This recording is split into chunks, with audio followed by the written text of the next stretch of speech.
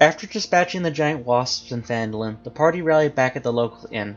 Roy visited the contact Theodore set up with him, a gnome settled on the outskirts of Phandelver, and offered him a place to stay for the duration of Roy's visit in the town.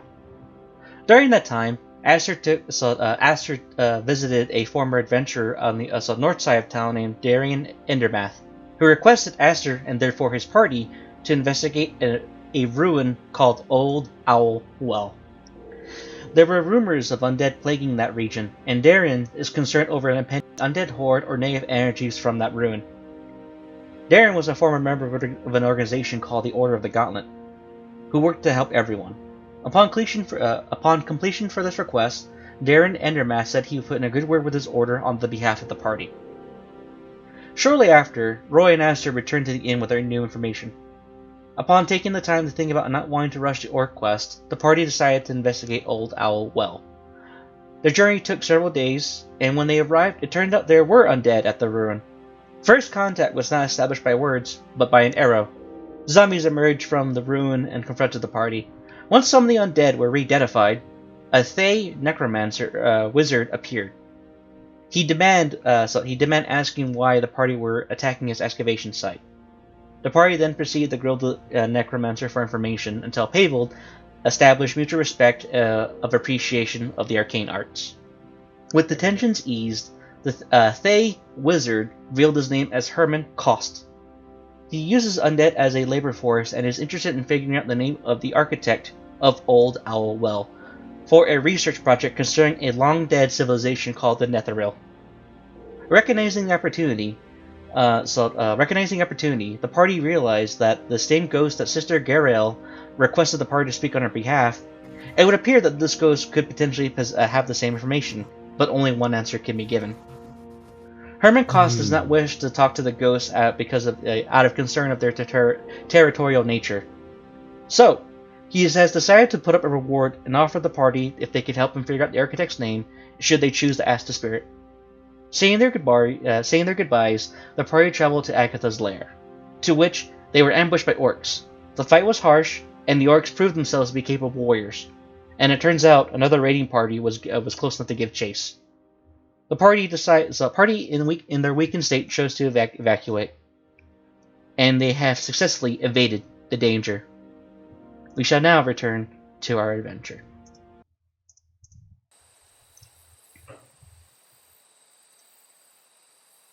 So, and yeah, it's minor retcon. Vernari, you're with the party, but you're more so like taking care of other things in the background. Please have your HP reduced by half because you're taking care of orcs the party didn't see. Okay. But first, okay. What are hidden hero? What's my HP? Well, what is your dexterity mod? my dexterity +3. +3, so your AC is 13. What? No. So, Will, Abel takes 9 damage in roleplay. That was my HP. Oh! 9 damage, right? What's your constitution? My con is +2. +2. So you're level 2. If I remember, sorcerers are D8s, right? Or were they D6s? Yeah, D6s. So make it 10, and you're level 2. Average of a D8 is 5. So you have 17 HP. Mm-hmm. So you lost 9, so you should be at 8 HP.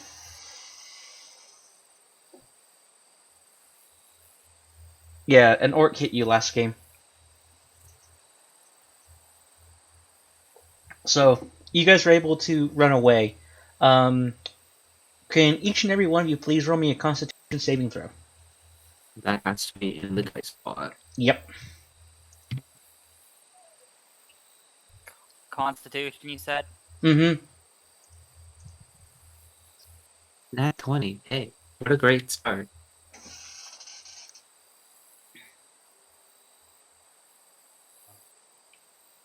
I have to roll a what? Sorry. Constitution saving throw. Okay, Constitution saving throw. Got it. Ignis, please retype. I'll type an example for you. Okay, so you already removed 13. All right. What was it for each of you who has rolled above? Never mind. Nope, we're good. Sorry. Okay. Oh yeah, you're supposed to roll in the bot. Right. Okay. We'll do that now. This is a Dang. save. Right. Okay. 1d20 plus 3. No, plus 4. Oh, All right. damn. For everyone who has rolled below a 10, you have now 1 point of exhaustion. How does that work? So, Carla, can you please type out the exhaustion thing while I currently read my notes for the next part? Okay, where do you want me to put it under? Put it under roleplay. Roleplay? Okay.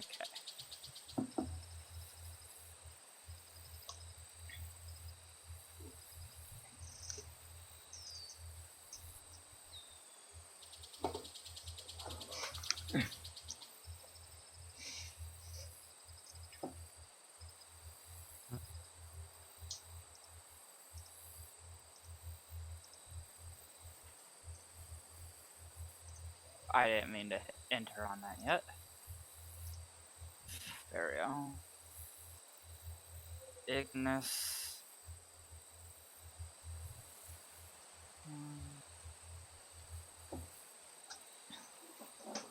And Roy. Wait, can you roll? 6. You got a 6, so that means Pavel also must be on there. No. 1, 0.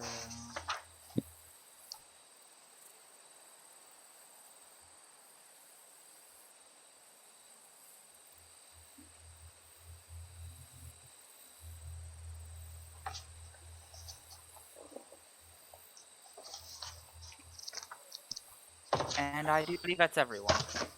Awesome. Except for Pride. Yep. I probably misspelled exhaustion, but oh well. That's perfectly fine. You actually have it spelled correctly. You're just missing the U between the so yeah, you're just missing the U. There we go. Exhaustion. Some special abilities in environmental hazards such as starvation or long-term suspension of freezing or scorpion temperatures can lead to a condition called exhaustion. Exhaustion is measured in 6 levels. An effect is given to creatures or 1 or more levels of exhaustion as specified by the effect's description. At the first level, you get disadvantage on your ability checks. Let's see. Right. In order to, finishing a long rest reduces a creature's exhaustion level by 1 point, provided that the creature has ingested food and drink. Also, being raised from the dead reduces exhaustion by 1 level. That's interesting to know. If you guys are just tired, just kill yourselves. Nah. Eternal sleep. Mm-hmm. Well, not yet. None of us have like resurrection or true resurrection or anything. Mm-hmm. So currently, these two characters have 1 point of exhaustion and and therefore disadvantage on ability checks. So, and if you just make sure you don't get to 6 points, because if you're at 6 points of exhaustion, you're just dead. Yeah, you just die. Yeah, like 6 points is auto death. Yeah. You, hey, Benari, can you, I don't know, like, pin that? I actually cannot. Will would have to do that. Yeah, I have to set that up for you guys later. But you guys there won't be anything that will deal in major levels of exhaustion anytime soon. Depends on what you guys do. But Okay. I'll clarify further about those rules later. Okay, well, I'm getting tired. I'm going to sit in the wagon that you're currently pulling. Mm-hmm. Okay. So Ignis and Pavel. Pavel? Yeah. You're meant for a library. You don't do exercise. So about halfway while running away, even when the orcs are no longer there, you basically nearly collapse. Guys, hang on. I can't. I need a break. Fuck. Uh, God, I need to get out more.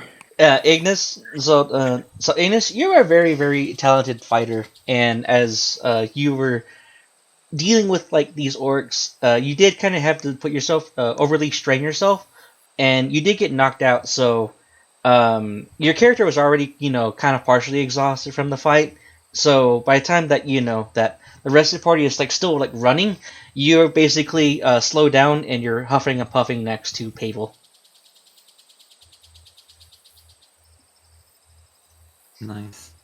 So, yeah. So you guys currently, so Roy, Venari, and Aster, three see Pavel and Ignis just ready to puke their guts out. I think we lost them. I think we should take a rest, right?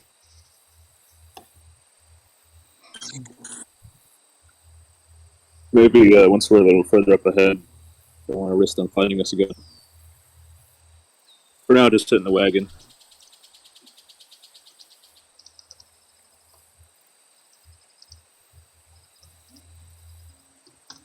So, okay. Yeah, you two can sit in the wagon as you can be dragged by Roy and Pride.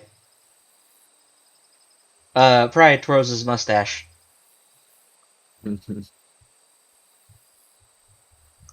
You know, when they said there would be an orc problem, I didn't think it'd be that bad. So, how much farther till we're back to town? Are we even getting the right way to town? If I remember correctly, you guys are going to head to Agatha's lair next. Ooh. The spirit. Oh, I see. Are we heading the right way for there? Yes. Alright. And how long's the trip? About another day's journey. I see. And how much time is left in the day? It's about you guys were there about another day, so I'm pretty sure you guys like have about another half day's travel ahead of you. Cool.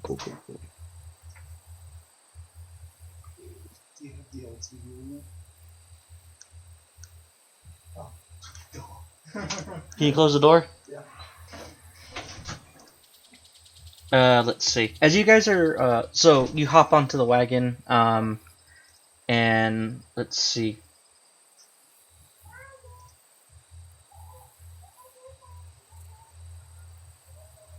Okay. Give me a second as I prepare something else.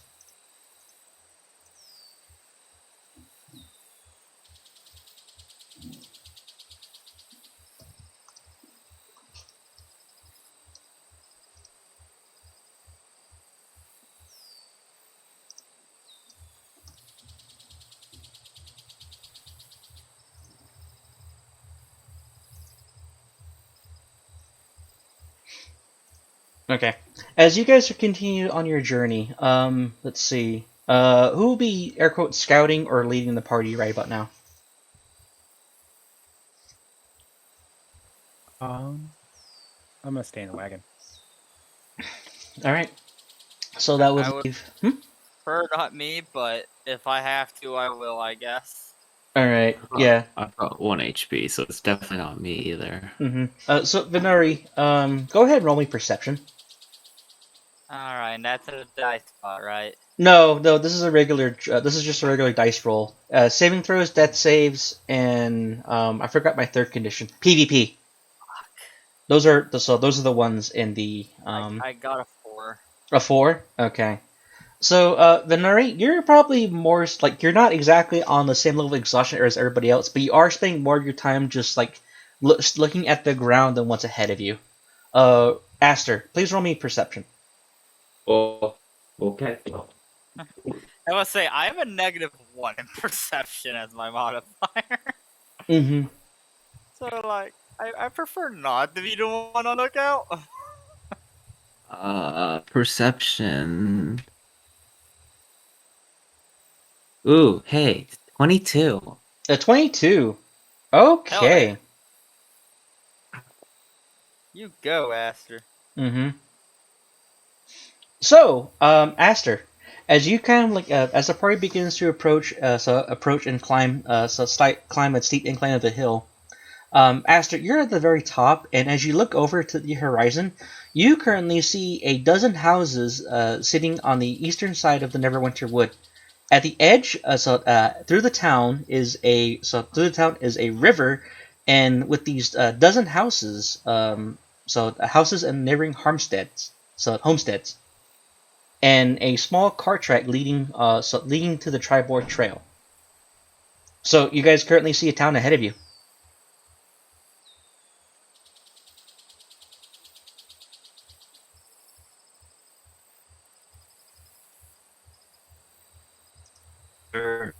Is there? Do we see it in nearby or Yeah, you're basically like about 2-3 mile distance. 2-3 miles? Mm-hmm. Still.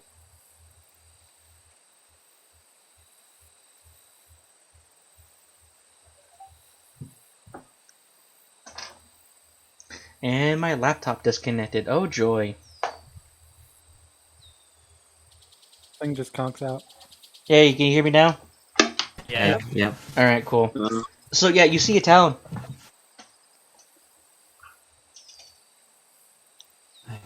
correct. Okay. So you can get another winter skin.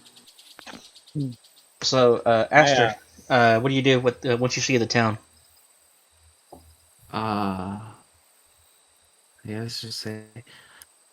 Oh my god, there's like a we pretty much made it. There's like a town like 1 or 2 miles up ahead.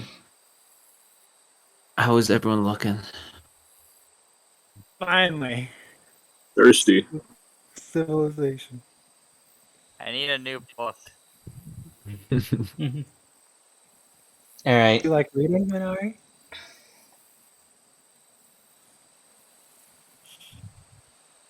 So I- Roy, go ahead and roll me athletics for both you and Pride because you guys have been dragging this cart for quite a while. Ignis says he's very hungry and thirsty. I give him my Got an water. 11. 11? Alright, cool, that's enough. So, you're able to push on just a little bit further. If you had to probably, keep dragging this cart and your two exhausted teammates, you would have been, like, really tired. Or you're basically borderline tired. Alrighty then. As each of you currently approach, let me get the music trap set up. You don't need this one anymore.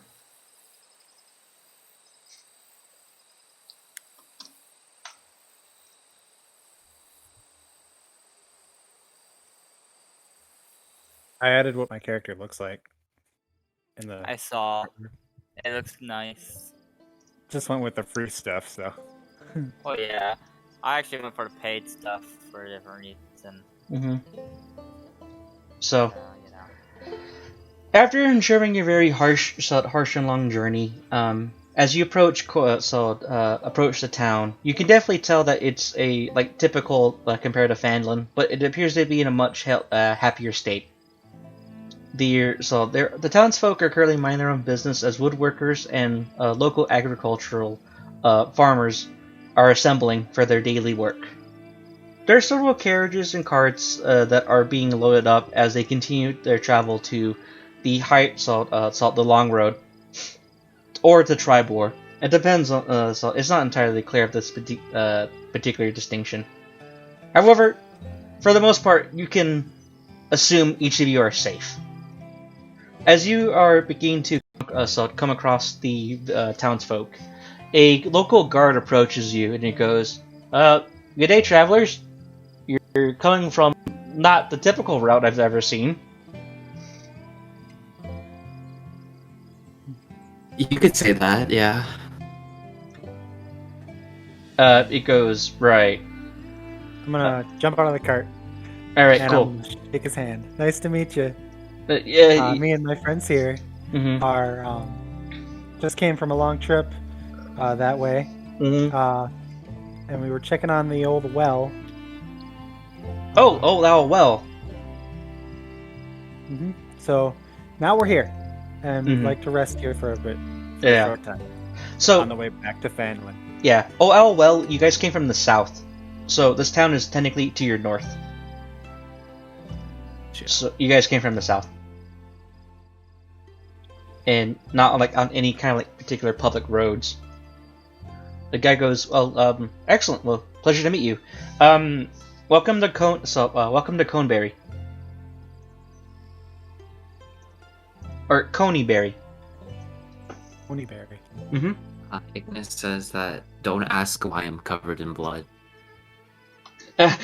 He notices like your guys' current state, and he kind of goes, yeah, the roads are always never really too secure. So, come, please, enjoy your stay here at Coneyberry. How big is Coneyberry?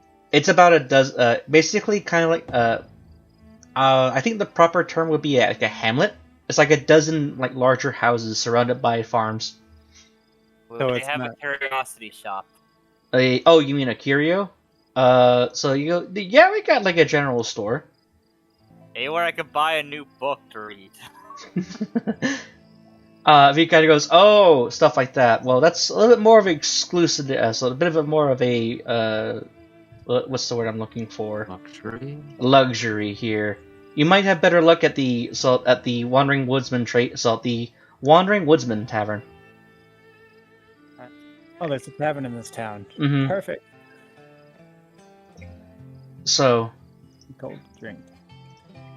they go like, yeah, just go ahead and walk down the main. So go ahead and keep walking along the main road. You can't miss it.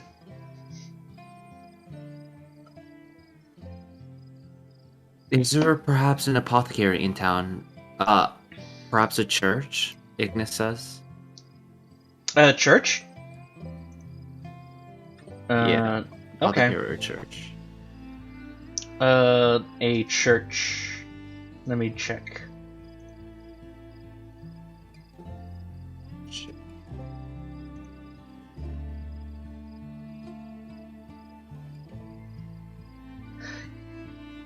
There really isn't necessarily a church here in Coneyberry, but there is a shrine.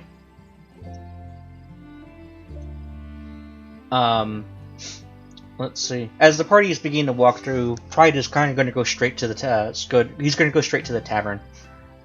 Ignis, you do find a shrine, not exactly in the middle of town, but you do find it slightly off, like as a side trail.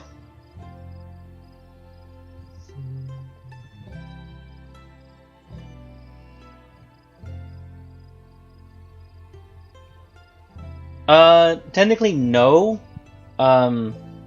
Yeah, it kind of depends on like the priests or followers of the faith that occupy that particular church. So, as in for like the direct healers, no. Hey, Will. Yeah, I never wrote down how many of those poison sack things that I got. I think you got Did I 2 get- poison sacks. 2 poison sacks. Mhm. When I get to the tavern, can I try to turn that into something? I don't know how long it take. I have no idea. Let's see. I'll get back to you that once we get you to the tavern. Okay. So as Ignis, you basically notice and pay your respects. Go ahead and roll me religion.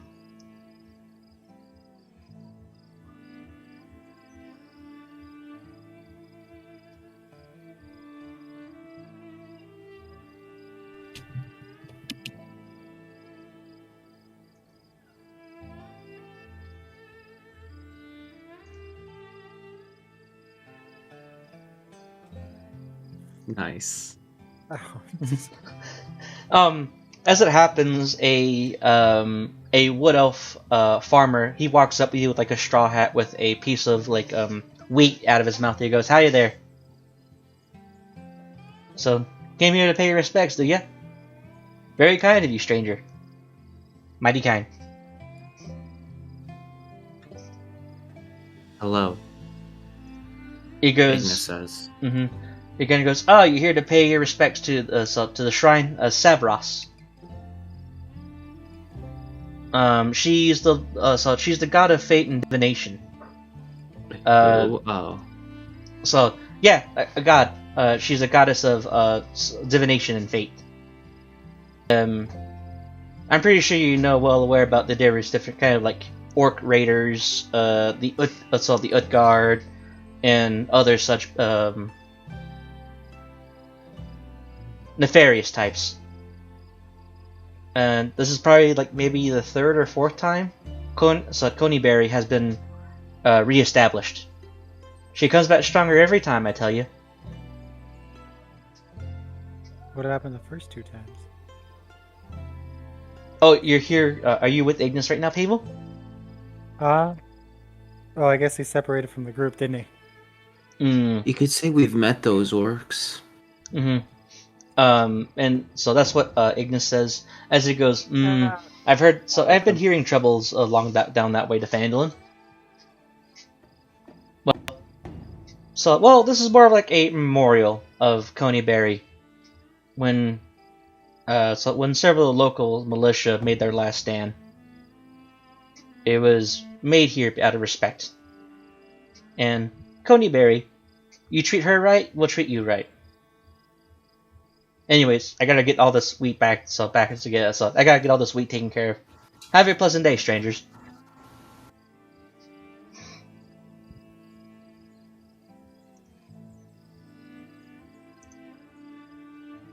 Ignis replies with, "Good to know. Have a nice day as well."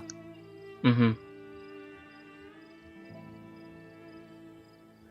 So, let's see. Do any of you do anything here while you're here at the shrine? I'm gonna assume that Aster and Pavel are there with Ignis.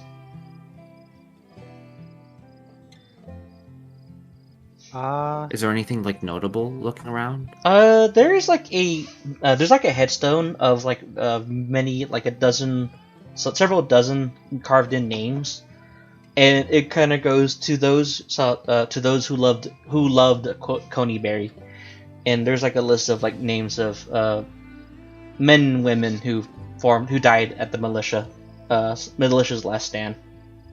There's flowers, candles, or unlit candles, and there appears to be like different types of offering. You see like you currently see a stuffed beholder. There is a tiny like wood carving horse, and there also appears to be like a carriage in a wooden carriage. It appears to be like a lot of children came to pay their respects once upon a time. No, I'm gonna just walk. I'm just gonna So sit around and wait for us to move on. Let him pay his respects to his god. Mm-hmm. I guess I'll pay respects to the ones who are dead, and then start heading back to the inn when it's ready. When we're ready. Okay. All right. Good. Aster and Ignis paid F. So pressed F. And he left a copper. Ignis did. All right. Let's see. All right. You leave a copper. Awesome. You go ahead and return back to the main body of Coneyberry. There's still what was it at the let's see. After you return to the town of Coneyberry, there is the. Let me double check. The Wandering Woodsman. You guys can head that way next. This town doesn't really have like a general store shop. It's gonna have to be like a combination of the Wandering Woodsman that's also like the general store / tavern. So that's where like this main center of trade is for this place. Okay. I'm gonna walk in. Mm-hmm. I would also like to walk in too, if that's okay. Yeah, you do. I'm gonna walk in. I'm gonna walk up to the counter. Mm-hmm. And I'm gonna ask for a room. He kind of goes, well, great, howdy. A room here, so a stay here would be about 3 copper a night for a 2-bedroom. Are we staying here, guys? Or are we gonna leave soon? What are we doing? I'm not sure. Probably stay here tonight and head back to Vandalin. Okay, I'll pay Stay. for it. For Mhm. 1 room, 3 copper. So, We room the together, Pavel? Oh, What's up? Too many Ah. people talking at once. What's up? no, I was asking, like, are we rooming together again, Pavel? I don't mind. Alright. Do you want to split costs, or? It's just street copper. Gotcha. So you say that around here, and so people might think you're thinking little of them. They can try it. I don't care. I said what I said. There's no malicious intent or anything behind my words. Mm-hmm. So you pay for your room, and I'm going to assume for Roy and Venari, do you two share a room again? Sure, but I would like to pay the man 1 silver piece instead of just a 3 copper. He goes, well, thank you very kindly. Well, now they definitely know we have money. So he kind of looks at you and goes, well, what can I do you for, madam? Just 1 room. One room? Keep the change. So, gladly. He leans in close. Since you did, pay pretty much, you can ask any question of the innkeeper. You happen to know anywhere I can buy some good books? Buy anywhere some good books? Matter of fact, I actually have a couple of books. People get rather bored out here. It's always something that comes to demand from time to time. Especially some of the... He leans in very close. Romance novels. Anything more about facts or lore? So, Like legends or myths? legends or myths? He kind of like ponders it. All right. So Venari, call high or low. Hi. You're gonna ask for high. All right.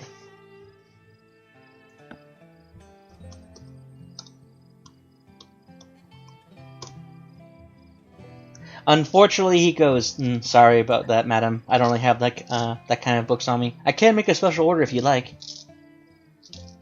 If you don't mind, I'd appreciate it. Mm-hmm. How much would it cost? So, what are you kind of looking for? I need to kind of know what you want specifically before I can make any particular orders. Nothing too fancy. Just anything that would give possible more insights about the common wildlife or something. Ah, so more like a nature or like hunter's manual. What about so does that mean you also want some stuff on flora as well? Yeah. It- He goes, yeah, I could potentially order something like that.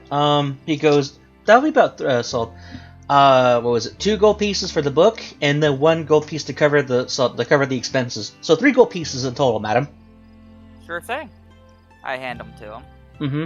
He goes, all right, yeah. So I'll set up the arrangements, and then I'll let the next carriage master, who's heading up the Tribor, he can help me and make some further arrangements from there. Give or take a few. So I don't know how long it's going to take for it to really necessarily get back here. However, once it's ready and you come back here, I'll have it for you. Alright, thank you. Mm-hmm. So this isn't exactly like a podunk town like Phandelver. It's still technically interconnected. Like how there's very 2 large highways to the west and the east, the high road and the long road. And the road you guys just went through was essentially a turnoff that basically is like a way for you to intersect those particular massive highways on the Sword Coast. So this isn't like a bustling trade center. However, they're pretty close to like the main throats of travel for the Sword Coast. That isn't the shoreline of the Sword Coast. So I don't know how many days it's going to take, but I will determine that later. Anyways, the tavern keeper, he goes like, well, thank you very kindly, ma'am. He kind of goes, you could actually take the so he hands like a particular key, and he kind of goes, so cleanest and biggest room I have of the place. It's all yours. Well, thank you. I would like to do a nice little pleasantry bow. Mm-hmm. So he nods. Ignis. What was it? He leans forward. He kind of goes, "Hey, Mister. Are you friends with that lady?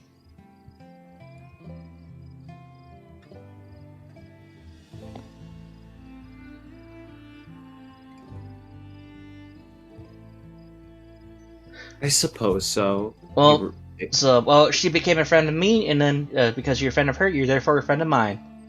Tell you what, thanks to her generosity, I'll give you room 2 tonight. So, by essence, Venari also paid for your room, Ignis. I may be an asshole to goblins and anyone in my way, but I'm a nice person to the people that matter. That's mighty decent of Shopkeepers you. and keepers. Mm-hmm. So as it happens, the tavern keeper, he happily nods at you. Alright, so do each of you just kind of like mind your own business and just like recover for the rest of the day? Yeah, pretty much. At least that's what I'm gonna do. Yeah. Read my tattered old book that I've been carrying around with me since the beginning of the journey. Mm-hmm. So, Aster, you're currently in a place that is a tavern, kind of bit of your element. That evening, do you want to do anything? Sure, I'll play a little tune. Okay, you play like a little tune. Do you try to do like show off a little bit? Like, do you do anything special? I'll just try to play just like a nice atmospheric music, I guess. Oh, atmospheric music. Okay. Like nothing too catching. It's just like nice background. Okay. Alrighty then. Please roll me a performance. This isn't you're able to play like a catchy tune. This is more like about how much people like or notice your tune you're playing. So go ahead and roll me performance. Hey, a dirty 20. A dirty 20? Alright.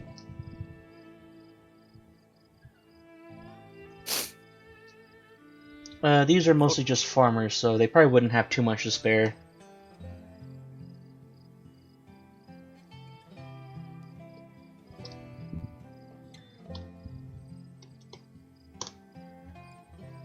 Alright, you get 25 copper pieces.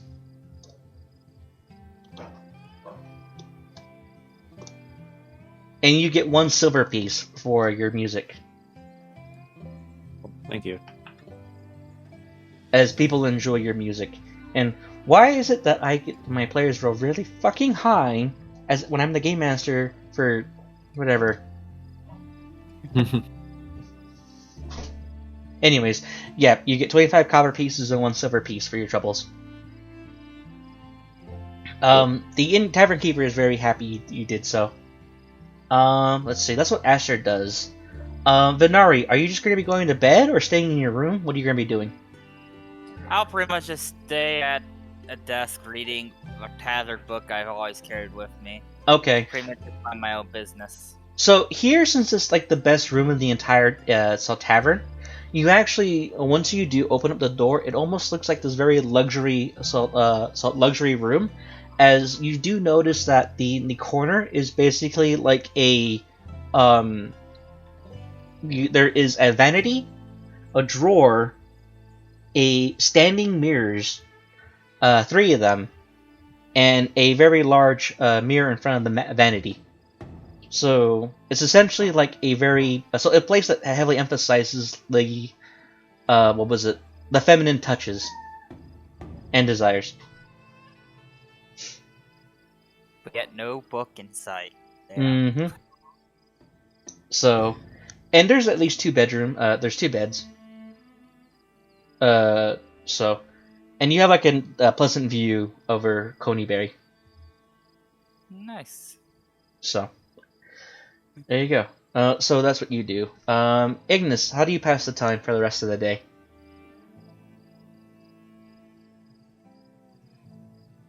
I'll wait for you to set yours out. Pavel, how do you pass the time for the rest of the day?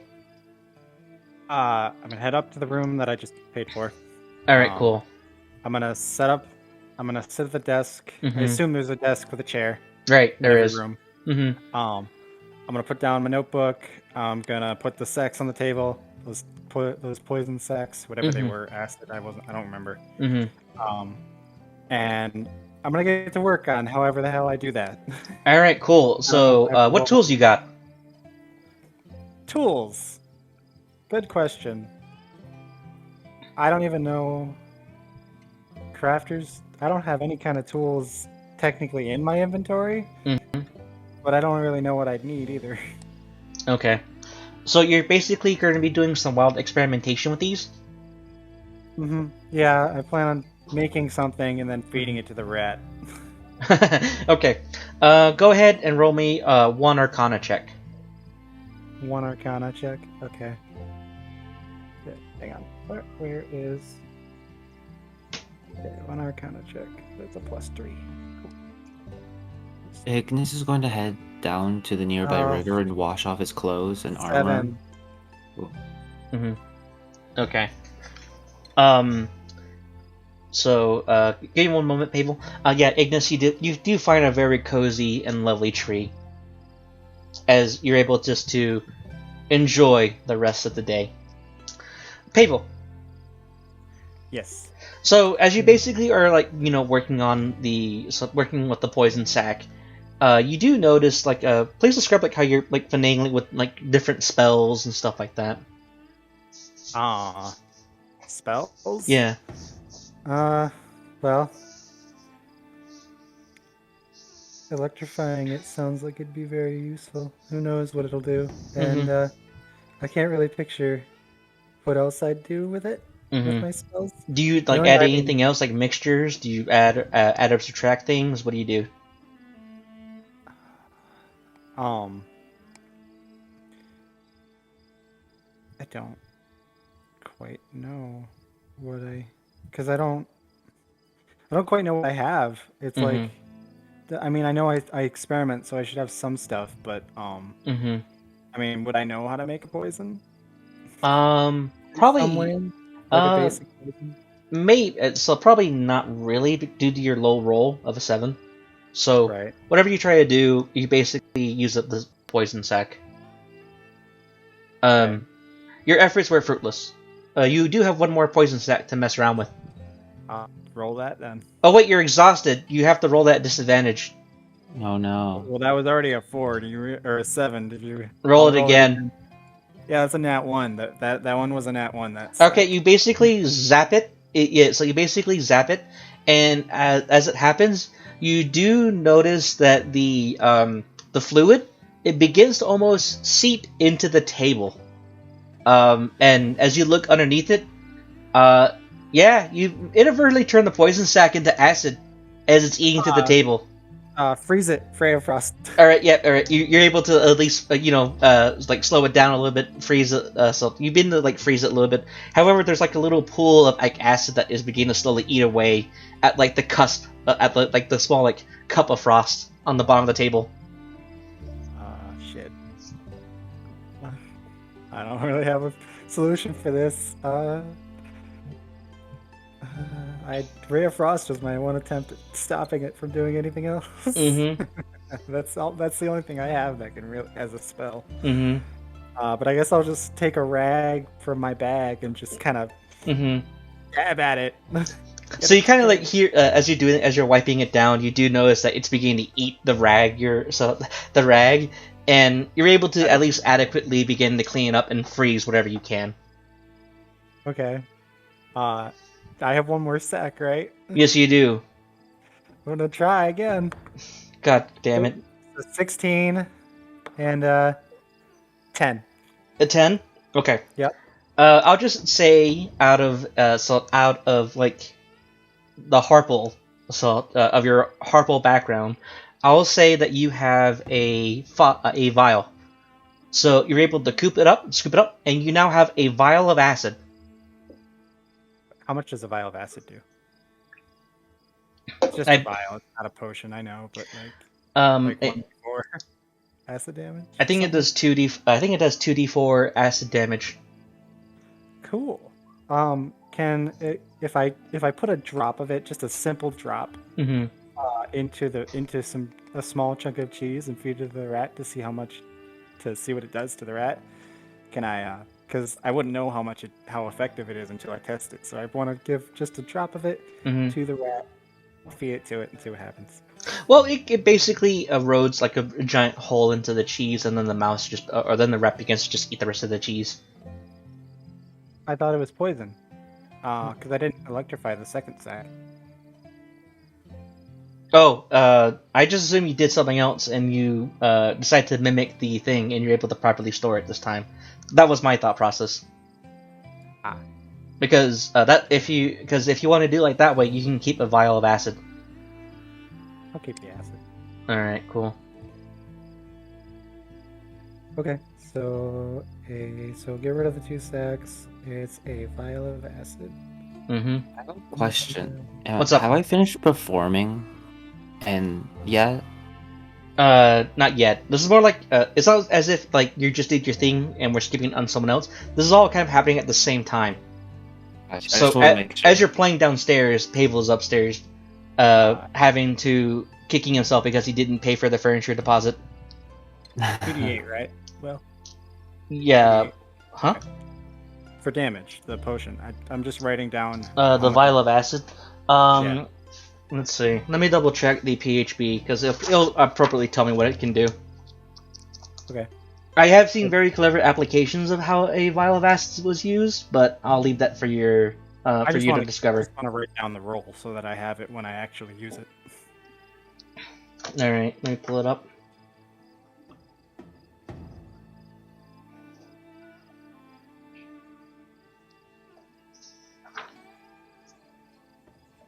Okay.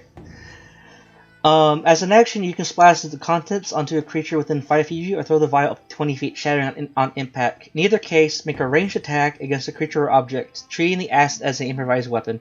On a hit, the target takes 2d6 acid damage. 2d6. Okay. So, improvised weapon, 2d6 acid damage. Thanks. So, there you go. Okay. Yep, I'm happy. I'm gonna go back downstairs after my experimentation to see if Astra's still playing and just chill out. Yeah, he's still playing. Mm-hmm. I'll just order a drink and listen. And as it happens, you hear a person go, boss? Yeah? Why is there a hole in the ceiling? We'll take care of it later. So, alright, Roy, what are you doing to pass the time for the rest of the day? I pull out the letter I was writing on before the orc ambush, Mm-hmm. and I get frustrated now realizing that I scribbled across it when we got jumped by orcs. Mm-hmm. So I crumble up the paper and throw it away. Awesome. Then I look for Okay. You leave as well. Downstairs, Pride is currently drinking, and he's sitting next to Pavel. And Pride notices you and goes, "So, how you do, Roy?"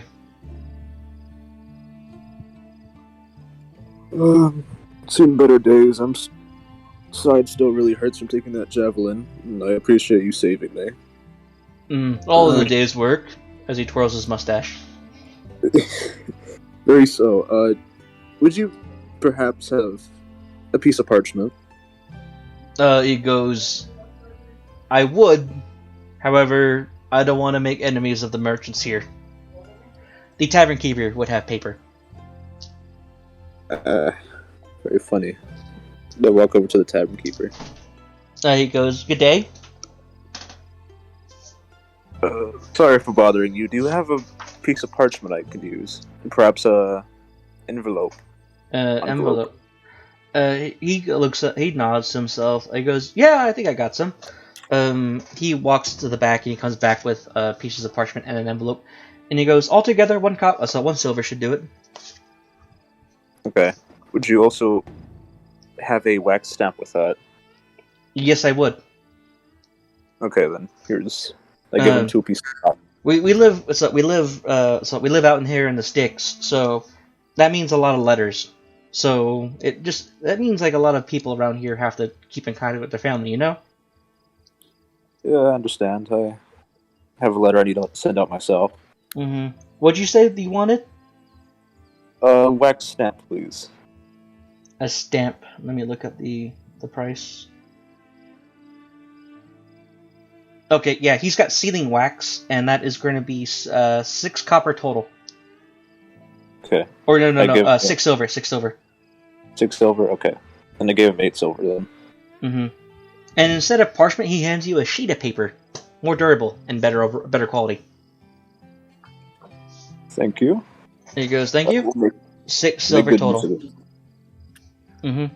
And he goes, "Yep, it's all yours."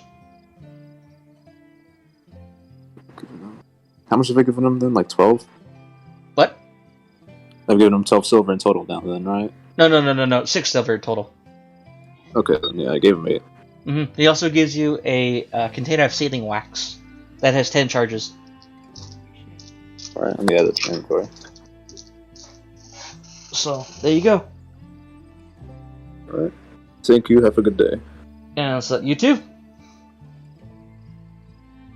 And is that what your character does for the rest of the day? Yep. All right. Now Cool. I go to the better. Alrighty then. So each of you currently unwind and relax that you're alive. Ignis, you have a very lovely time at the next to the river and hearing the water, and there's a local fisherman nearby, but it kind of just adds to the ambience.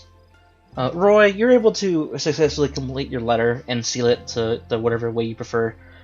Pable, you did eventually have to explain that there is a hole in the table. So, yes. huh? Yes. I definitely would have. Yeah. So you do kind of report this little mistake, and you're all like, "Oh, I was just trying to discreetly dispose of a substance I found." And whether or not if your lie works or not, the innkeeper or the tavern keeper is a little bit slightly miffed. But it's wood, it's replaceable, so it's replaceable material. So he just demands that you pay 4 copper pieces for the labor. And while I do that, could you happen to have a glass vial on you that I could get? So a glass vial. Yeah. Unrelated purposes. What was that? There's a plate of food on the oven if you want it. Got it. He goes, "You want a file or a vial? P or V?" Vial. A vial. That's 1 gold piece. For a glass vial? Yeah, Damn. that's the price in the player's handbook. Damn. All right. Cool. I'll do it. It's not cheap, apparently. Yeah, it's No, glass. it's not. And this is the tavern keeper. He has to pay out the ass for these kind of fucking expenses. Then I'll buy 2 of them. Or And how much was it for the repairs? 4 8 copper pieces. 4 copper pieces. So that would be 2 gold pieces and 4 copper pieces. You get Okay. 2 vials. Cool. So before I take my long rest, Will, Mm-hmm. I'm gonna now that I have these vials, I'd like to go to my room, and I'd like to waste the 3 spell slots I have, to cast Chromatic Orb and put poison into the vials. Oh no. They're 4 diameter spheres of poison.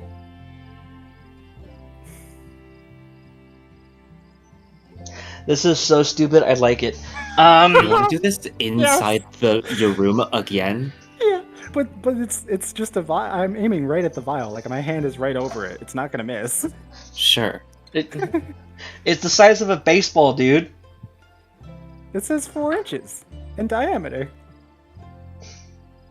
You're gonna basically narrow it as a cylinder. Is that how you're gonna restructure the spell? Wait, see, do you have anything that can cause poison damage, spell-wise? Chromatic Orb can change from it actually can change. It can be acid, cold, fire, lightning, poison, or thunder. I choose. So I could make free acid, and I can also make poison. So I'm Because what you're doing is heavily shortcutting poison within the game. So I just thought of it just now. I was like, Chromatic Orb can make poison and acid. because what you're asking to do is technically 100 gold expense. So Sweet. So I'm looking. I'm just rereading the rules. Because it says the thing does 3d8, so poison also does more damage. At least that's up to Will, though. I mean, that's up to Will. No offense. I'm very sure he's trying not to let us screw up the economy. Hey, just because no one else thought of it doesn't mean anything. It's actually really clever.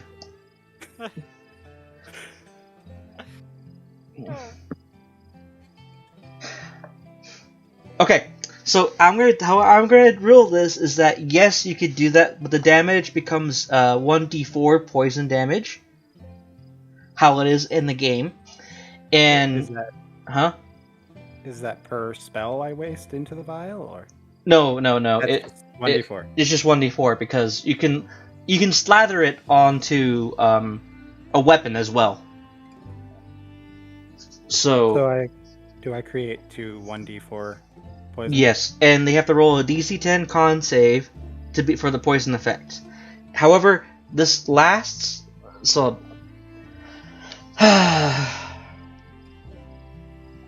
Fuck it. Yeah, you're able to make poison vials.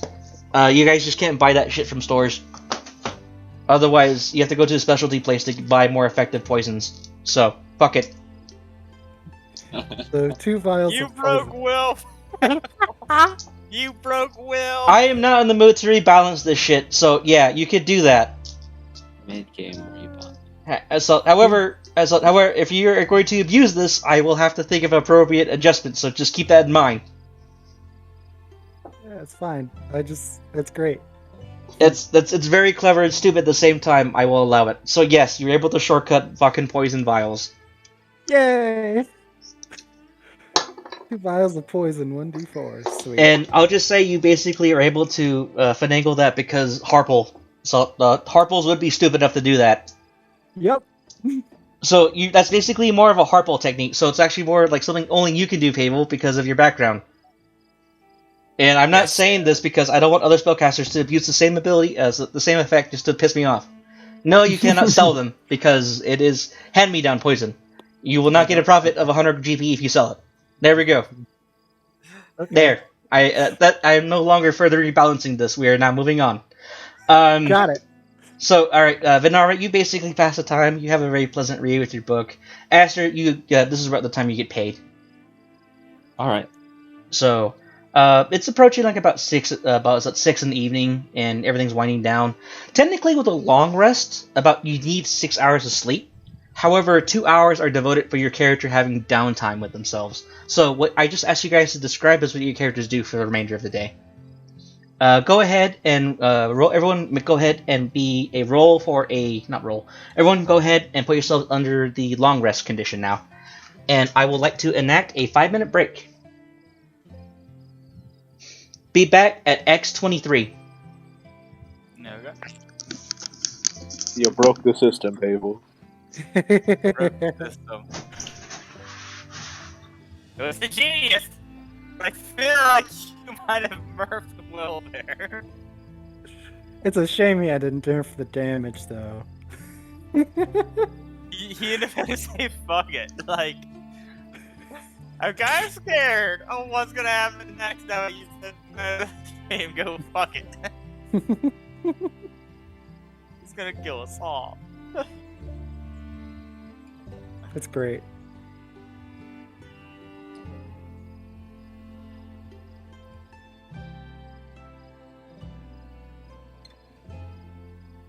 It's fantastic. I'm so glad this worked. I just thought about it. I'm like, it's a 4 diameter sphere. It's really small. So like, if you just cast a few before you go to bed, you can make yourself a poison vial. I don't know. It just seemed like, why not? It doesn't say the poison disappears or anything. It just, it's Say the ball disappears? no. It just says when you hit the target, they take 3d8 damage or 3d8 damage of the type you choose. So if I just use a few to make potions, I can make ones with poison and acid if I wanted to. So it's like, why not? I might have to hit you up for some of those. I mean, I am kind of the sneaky person out of the group here, so. I'm just happy I totally circumvented a system. It just makes so much sense, okay? It angered Will, though. Oh man, he loved it though. He thought it was great. He both liked and hated it. Like, you could tell in his Oh yeah, because we're level 2. Yeah, it was definitely a love-hate idea. I wonder what would happen if I casted it like a 9th level spell, and would it be like, how much damage does that do, Will? He'd probably be like, it's just this 1d4. He'd probably refuse to let it go any higher. 9d4. 1d4. No. You're not It's a getting level higher. 1 spell, so if it goes to 9, I could pop it all the way to 94 damage poison, right? Will would probably deny that. You know better, Apple. You know better. Oh man, that's fun. Alright, we have the next min half. Everyone's got to be back. So, Will, Ah. Apple had an idea. What was If he that? casted it at a 9th level to make poison, would it be 90 then, or would it just still be 1d4? It's just going to be a D4. That's what I thought. Yeah, there's no way I'm going to allow that shit. No. It's a higher level spell slot. You waste. Could we perhaps train the rats to become tickers from Gears of War? Oh my god. Oh, God. I mean, Please you can. explain what a ticker is. They're little. So they're basically giant bug-type creatures where they run at you and explode. They have explosive devices on their backs. Maybe if you decide to train dogs, the Russians did that and they kind of really fucked up because they ran underneath the Russian tanks, not the German ones. Nah, I wouldn't hurt my little rats. So, is everyone back yet? Roll call. Sparrow, Yeah. Carla, Here. Flack, Corey, He's here. Here. Cold. Yeah. Alright, each of you currently wake up, have a very nice day of rest. Let's see. You guys have been keeping track how many rations you've been using, right? Of course, Mr. DM. Speaking of which, you never told me if we used any on the journey here, so I haven't removed none since the last time we ate. So, actually. let's see, 2 days, 3 days. So, about minus 3 days worth of rations right now, Carla. Okay. Oh, I have You, no you rations guys left. never told me. No. That's she's just catching up on the rations she spent to get here. You guys don't have to spend any rations because you just paid for food. Okay. Cool. I'm on my last rat. So, 1 day's worth of rations is 5 silver pieces. 2 days worth of rations is 1 gold piece.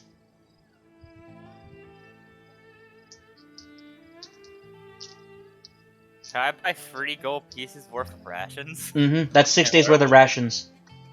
Where would I buy that? You're currently at the place that would sell those kind of things, at the tavern/inn. It's Okay, also the can I general do store. that? You may Can do I that. do that? Uh-huh. Okay. So minus 3 gold and add 6 rations. Yep. Sweet. Okay, because I only have 2 left, and I don't like only having 2.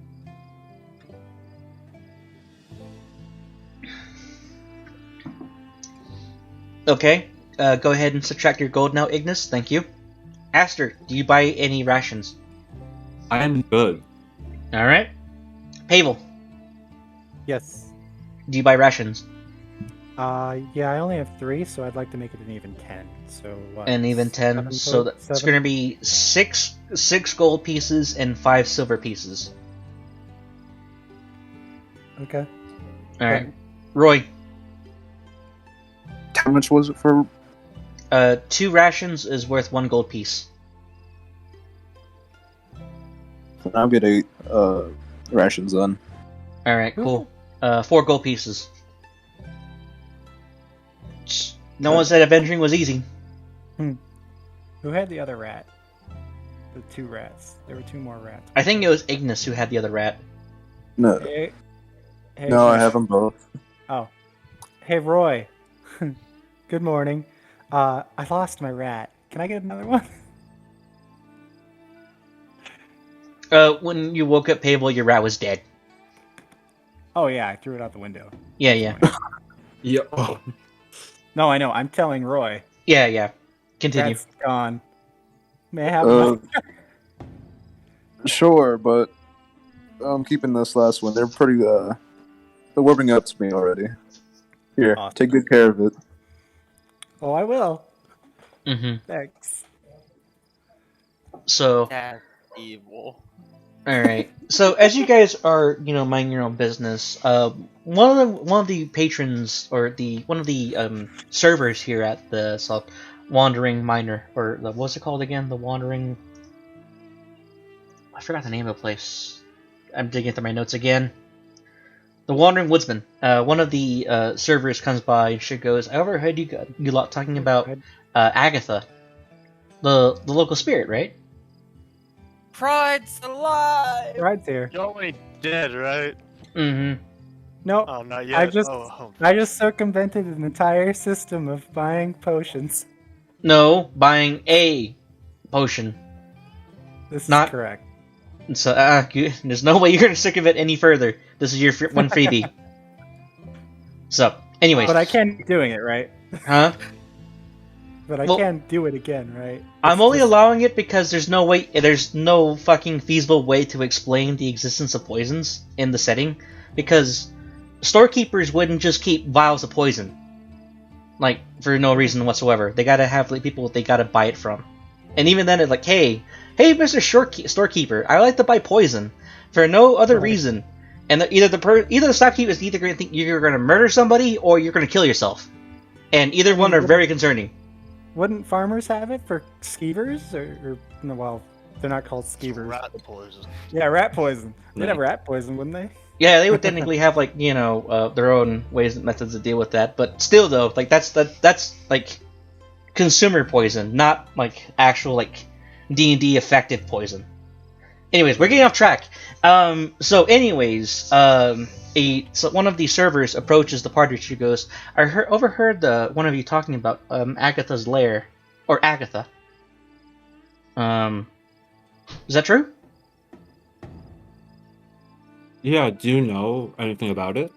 Oh yeah, she's currently farther north of town, about maybe so a certain distance away, but you can be able to get there rather quickly. Matter of fact, one of the carriage drivers can actually drive you there. They just been digging around. They just arrived at a small town called Coneyberry. So you essentially, you just missed out on some roleplay stuff. Pride has been Right. contributing. So, as in combat, Concern. you didn't miss anything. So, you're fine. Wait, Anyways, where's this on the job board? the speaking. Oh, sorry, pleasing a spirit. Yeah, pleasing a spirit / asking a spirit. Ah, we're doing that one. So, there you go. And she goes, "Yeah, there's actually a carriage driver who could probably take you that way. So we got a guy out here. His name is Terry. So Terry is able to help you give you guys a ride around, very short distance. Matter of fact, he'll probably get you up there in maybe about an hour or two, if you ask him." Oh, thank you for telling us this. Mhm. Is there any time? Is he going to leave anytime soon, or? She just glances to the back of the room as there's currently a very, very drunk man holding 2 whiskey bottles. I see. Will he be able to drive us? He'll take you anywhere if you pay off his tab. All right. Can I How like? much is the Oh, tab?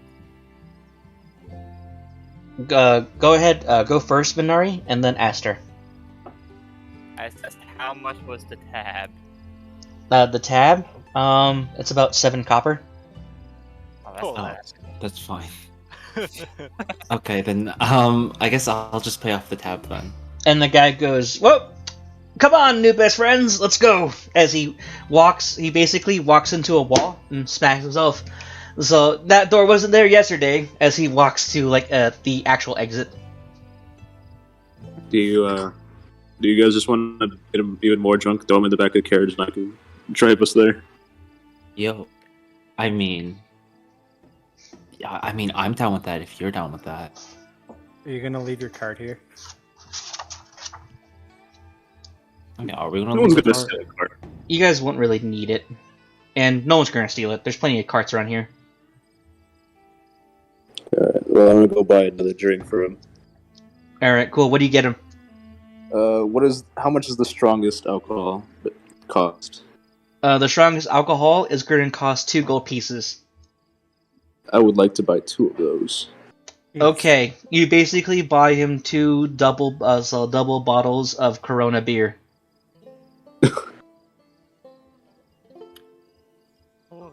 In the old times, this is considered to be a plague, as he pops off the cork and he just chugs it down. I am now going to roll a Constitution saving throw. Damn. 400%. If he survives all of these, I'm gonna get broke. Just spent 400% of the cost of his tab. So Yeah. this guy is basically like he goes, "Yep."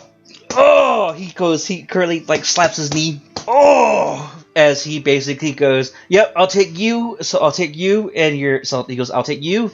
I'll take you. I'll take you. I'll take you." Roy, he's pointing at you, but he currently sees 4 of you. I'll take you and your twins anywhere. Shit. Well, Alright. More? Do we want to give him more or? I'm not gonna go further. I'm First, trying to save money. wait a moment.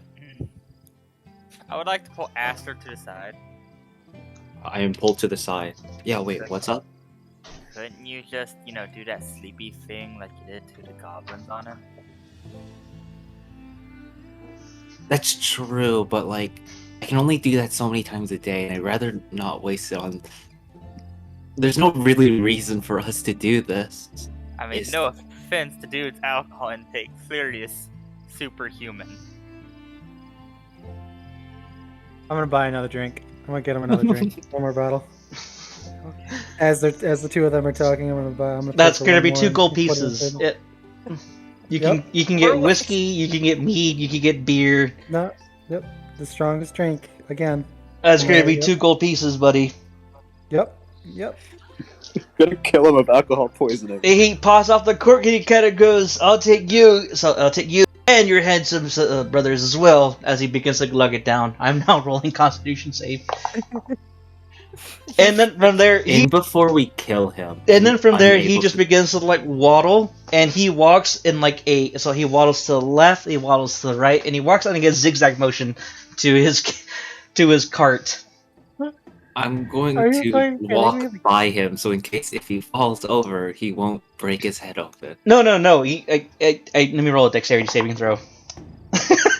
So Terry, even though there's like this really decently Terry-sized mud puddle, as he walks over it, it kind of goes, "Not today!" As he walks around it, and as he scrambles to his carriage, to his cart. That is fucking insane. And then from Right. there, he kind of goes, "All right, Enoch.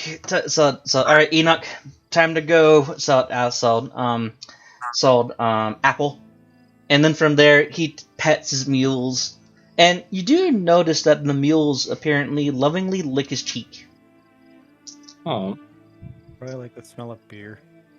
The mules are alcoholics. And Yeah. and then from there, he climbs aboard. He goes, "Come on, come on, you best friends. I'll take the whole lot of you." As he looks over at every single member of the party, there's like 20 people. He kind of goes, "We might get there a little bit slow, but the mule's able to handle it, don't you, girls?" He pets them. This was a bad idea and a waste of money. Let's go.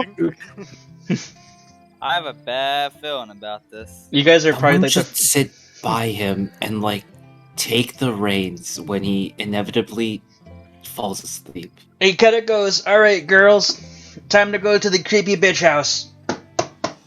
And then All right. they hee haw, and then from there he just sleeps, as the mules are actually going in the direction where he just. So It's just the mules doing all the work. the mules listen to Terry, wherever Okay. Terry says they go. I would like to ask, hey, so Venari, what's the book you've been reading? It's just some journal I picked off the last bandit I killed. Any interesting stories? I mean, if you want the life story of a bandit that's known for raiding villages and killing things, I've been reading it repeatedly for like the past few months, hoping it would give me any kind of lead for where they're at. I'll take a read. Sure. Knock yourself out. Cool. I'm gonna read the book while I'm in the fight. Alright, cool, you do so. Alright, I'm now going to change the music. Surprised someone actually asked about the book. Old ripped up diary, just reading someone's life feelings. Pretty much. Just see me sniffling in the cart. Just, oh, it's such a good story. Chapter 1. Felt drunk, killed a few orphans. End of chapter 1. Learned a new game called Alright, Kick back the Goblin. to the RP. Alright. As you begin to get closer, the trees begin to loom and darken, almost as if you're being welcomed to the shadowy part of Neverwinter Wood. As you begin to approach, Terry begins to shake his eyes awake, and he goes, "Oh, we're almost there." As he pets his mules, "Good girls, good girls." And then from there, he leads you for like about another half mile, and he kind of goes, "Good luck," as he drops you off, and as his beloved Enoch and Apple take him back to Coneywood or Coneyberry. As I'll wave as he leaves. he waves at you back. As you crest as you crest a low ridge, you spy the crumbling ruins of an old watchtower. Oh wait, never mind, wrong location. The forest glows dark and still as trail winds deeper into the trees. Heavy vines and thick layers of moss drape the branches, and the air is noticeably colder than it was in the ruined village. Rounding a bend in the trail, you see a screen made of warped branches of trees standing close together, woven together like a dome-like shelter in the shadows. A low doorway leads inside. We're going to be fine going in here, right? What does our drunk friend have to say about it? Oh, he's gone. You should have asked him. Oh, you've dealt with spirit. Anyone's here dealt with spirits? Ah, I do tried a little experimenting on hand- one once. I do a little hand signal, like a hand gesture, saying, "Eh." Oh, like you're doing like your palm Yeah. extended out with fingers, and you're doing like the left Yeah. hand wave. So and so. Mm-hmm. You count an evil patron as a spirit, and I guess so. Well, all right. We don't need a torch, do we? No.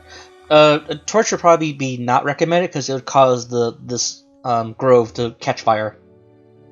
True. All right. I guess let's start moving. Also, thank you for flexing on us, Venari. Me and the harp. Talking about spirits, I love that drink. Mm-hmm. So, all right. So I take it each of you decide to approach. Yes. Yep. We are. I'm sorry, I didn't mean to hit you in the head, Molly. Mm-hmm. I definitely want to be in the middle of the group. All right. So I take it you enter the shelter. Yeah. Yeah. All right. I'll enter first. Mm-hmm. I would like to enter second. Okay. There's enough room for each of you. A home of sorts is sheltered within the dome of woven branches.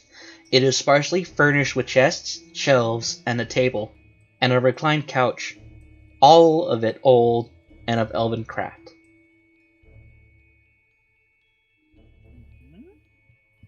Elfin, Huh. you say? Mm-hmm. I totally forgot elves exist. You know, me and the Harples once released a whole graveyard worth of spirits in the mansion by accident. It was a week of havoc. Please Kind don't of do whatever refreshing. you did there, here. Mm-hmm. Oh, it wasn't me that did it. It helped clean it up, though. The air it's- grows cold, and a powerful feeling of dread grips you. A cold, pale light flickers in the air, rapidly taking the form of a female elf, her hair and robes waving in the spectral wind. She might have been beautiful once, but a hateful expression twists her features now. "Foolish mortals," she snarls. "What do you want here?" Do you not know it is death to seek me out? We Can didn't. I- We didn't. I would like to just politely greet her in Elvish. Mm-hmm. A really good illusion. What you guys think? I like Maybe not the right time, bro. And I would like to try my best while speaking Elf to explain the reason why we're here.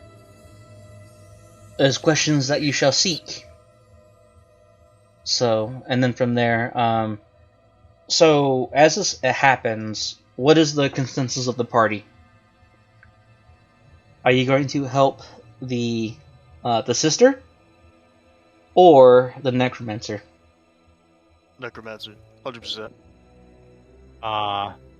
I don't have enough information to make a judgment on this. The priest was gonna priestess was gonna give us 3 health potions. And the wizard was gonna give us a scroll of darkness and money. I say the necromancer then, because my devil sight works in both magic and non-magic. Therefore, that darkness scroll would be a major asset. So, Sure, necromancer. Well, I guess I was gonna vote sister, but I guess we're going necromancer. We need to get rid of the necromancer anyway. Part of a job. so, Doesn't like priests. so Dang, Ignis it's 2v4 and Aster. then. So Ignis and Aster want to vote for the priest. So, all right, there's those two. You guys do those of you who talked or when Ignis explained the job to you guys, you do remember that there saw that the sister was specifically trying to get an offering for the spirit. Yeah. None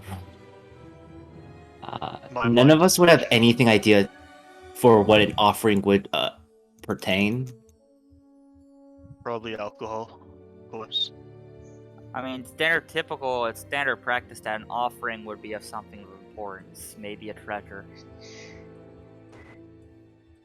I got any of that? I've got a survival manual.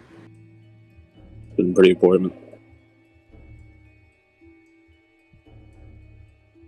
How is the ghost really lady know. looking right now?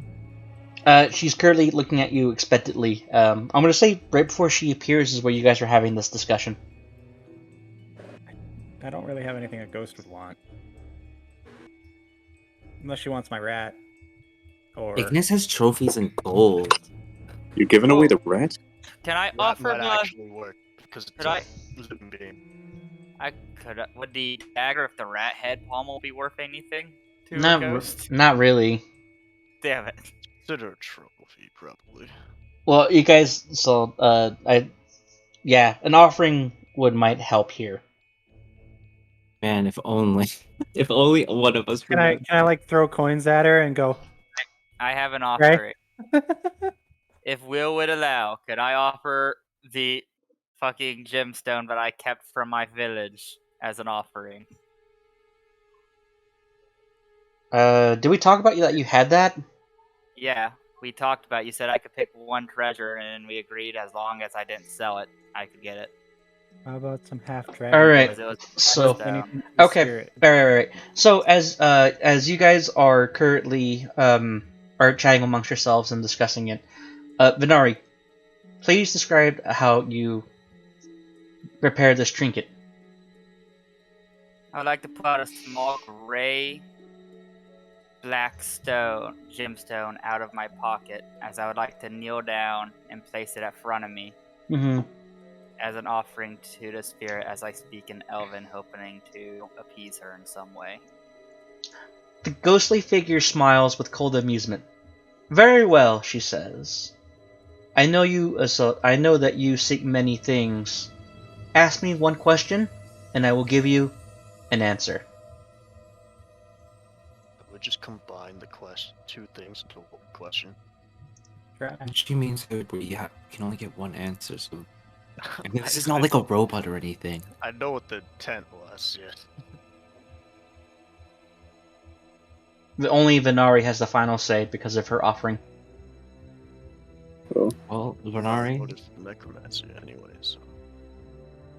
You remember what the necromancer wanted, right? You can go to the job board and look at it. If we do the necromancer, we get 2 quests done at once.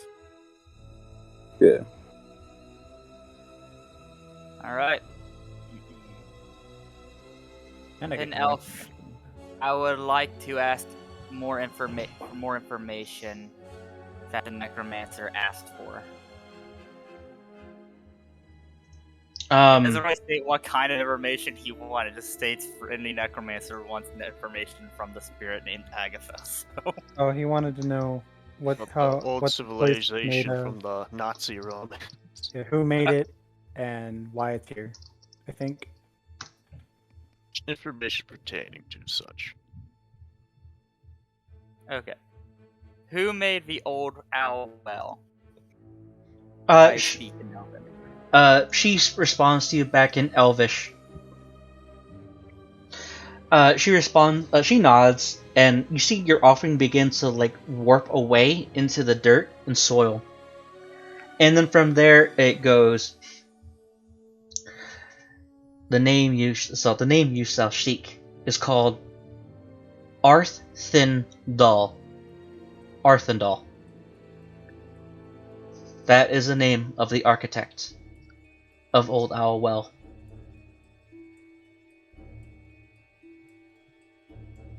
I would like to graciously bow and thank her for answering the question. So she accepts it, and then she goes. She looks toward the rest of the party. She goes, You have asked your question, and I have answered. Do not remain in my realm for too much longer." As she fades away. All right. Now, did she speak common when she said that, or do I have to translate? Yeah, you would have to translate it. Just say you translate it to us. Alright, guys, so. Fuck. I would like to repeat the name because I know it's Arv and Dolphin at the end, but I can't remember the middle part.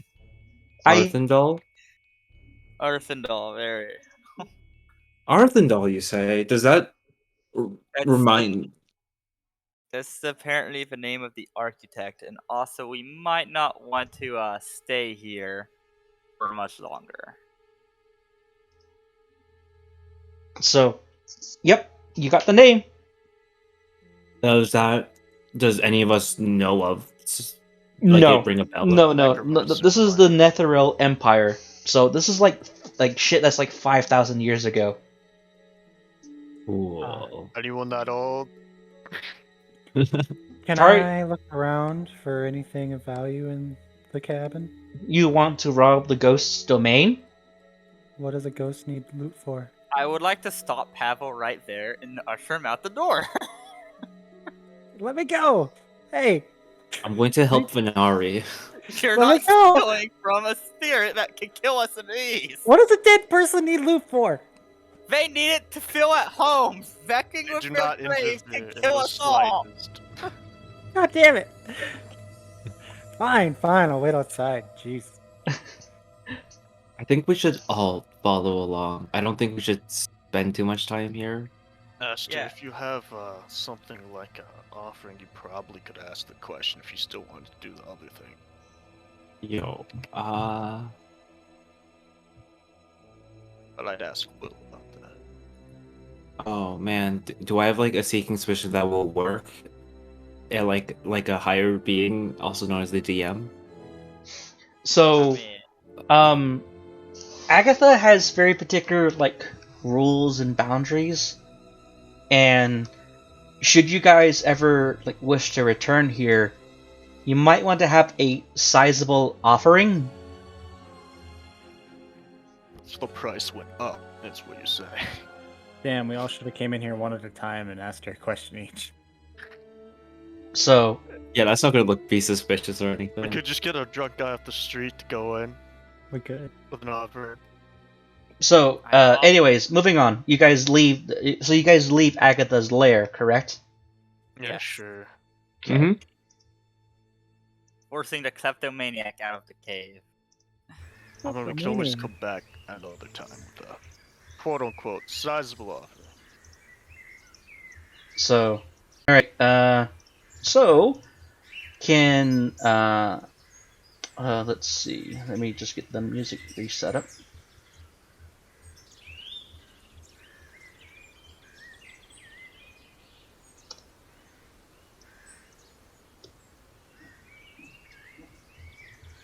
All right.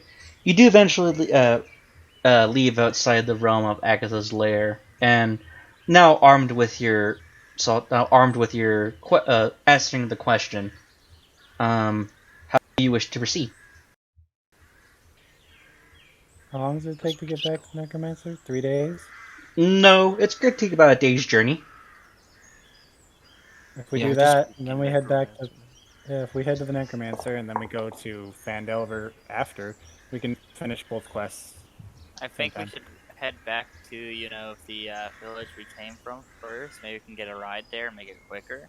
And also, I want to know if my books are there yet or not. I don't know. I would like to know if there was a date given yet. Mm-hmm. So, once you guys arrive, or once you guys spend some time walking away from Agatha's lair, the person what's it called? What's his name? Terry is currently sleeping underneath a tree with his mules. I couldn't have gone to sleep 2 drinks ago. There's the guy that brought us here, right? And as you guys are approaching, you currently see that one of the mules has a bottle in his mouth as it's currently chugging it. Yo, bro, wait. Well, there's gonna be one less mule. Who's good with animals? 'Cause I am not. I will probably kill I'm it. great with animals, Then do you want to especially maybe? dead ones. I think Ignis Okay. has a lot of. Man, Ignis, will you please try to get this mule to at least work so it's not drunken and not taking us where we need to go? Oh, I thought it was a healing potion from us or something, not the alcohol. I'll try to, Oh, I thought it was. I totally As you thought it was approach, something else. Terry leans his head up and going, "Oh, it's you." Your mule's drinking alcohol. So, as he plucks out of its mouth, he just begins to drink from it too. And he goes, "Ah, greedy thing." that is so gross. Hey, mules he gonna don't have that be- much backwash. It's fine. Are they going to be fine? And he kind of goes, "Oh, they're perfectly fine." As one of the mules burps. All right. Atta girl. And Terry goes, "Yeah. Well, you guys did pay for a good time. I could take you someplace if you want." If you would The real take us question back- is, should we go turn this in before we deal with the orcs? Should we try to get stronger before the orcs? I Or thought should we we just go were- to the Necromancer now and maybe miss out on Necromancer. the orc mission? I vote Necromancer. All right, cool. Necromancer, I He guess. goes, "Climb aboard. I'll take you to that place. What was it called? Old Owl Wait. Well." Yeah. I thought we were going to check in on Venari's book. Once you are passing through Coneyberry, the shopkeeper the tavern keeper goes, "Madam, I just made the order yesterday. It's going to take a few days. Okay. Have a good one." They don't have FedEx, unfortunately. They don't have Sure. they don't have Medics, Magic X, Magic, Magic. They don't have Yeah, them that's in correct. Pandora Express. They don't have Magic, they don't have Magex. He does have love novels though. Could buy those. Yeah, he has like very very shitty romance novels. You No, should really thank pay for you. Express Pass. That Express seems Pass. like quite the offering that we could I am give someone. not corrupting my brain with nudie magazines. No, What no. you're saying is No. How These are not much- nudie. So these are not nudie. These are like housewife grocery store shitty romance novels.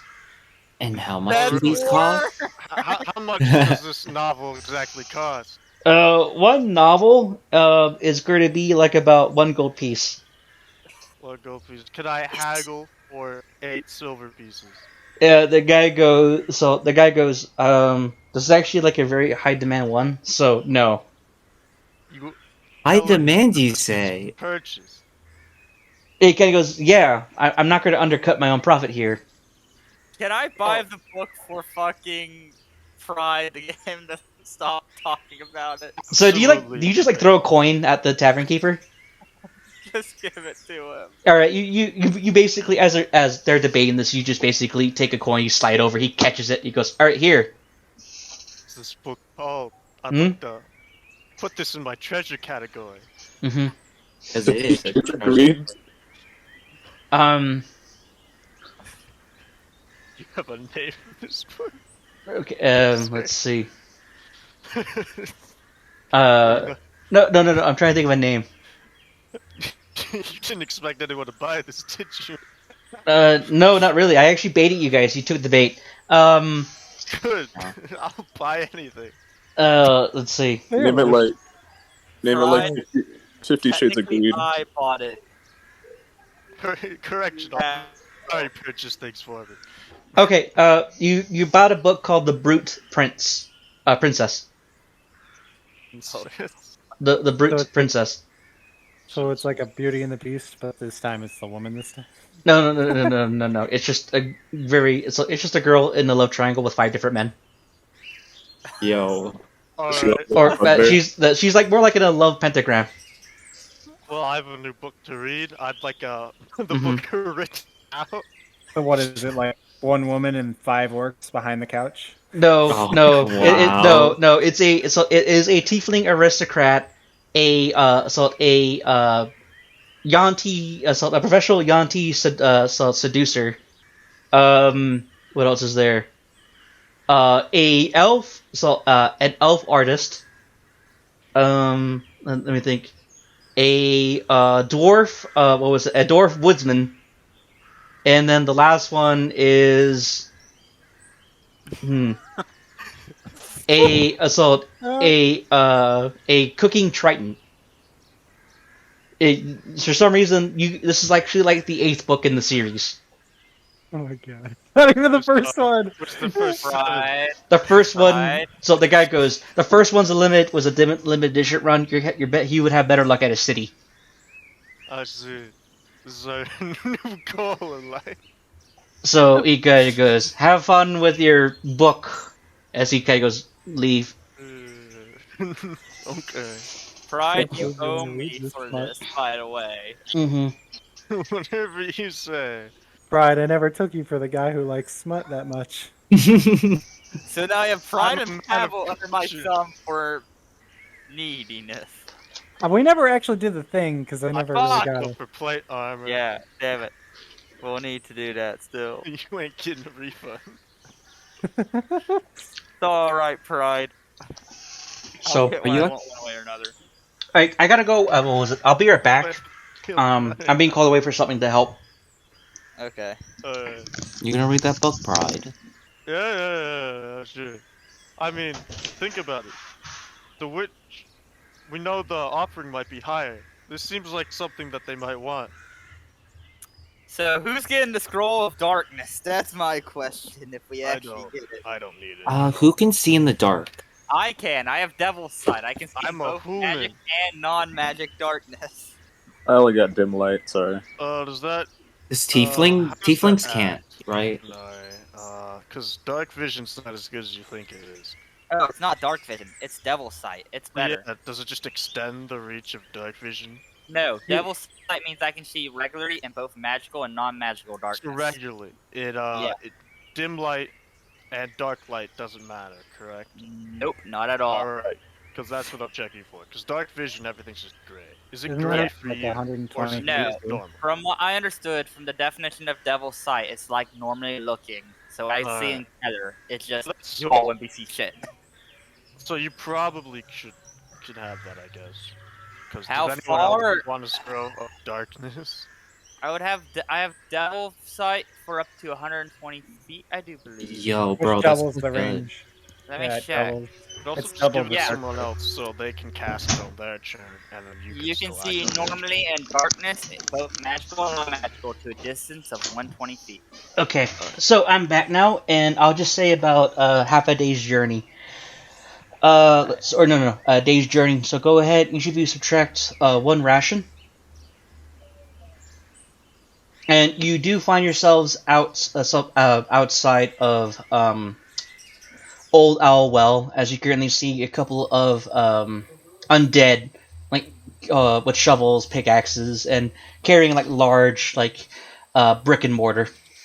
I'm gonna wave to Is that Frank. Jerry? I don't remember which was named Frank, but I'm gonna say, "Hey, Frank." Wave to him and walk to the tent. It's not the same zombie, but you still do it as it just looks at you like, huh? Yeah, that's Frank, alright. He points at it. It points at itself with its like one finger, which is its ring finger that remains. Oh, Frank, such a joke. Hey, Pride. I think that's the one you cut in half. Oh, I'm not apologizing for that. I'm gonna walk quickly and catch up to Pavel. Mm-hmm. So, all right, you arrive. Go ahead and go back to slide. Let me pull up the map. Go back to slide 6. Okay.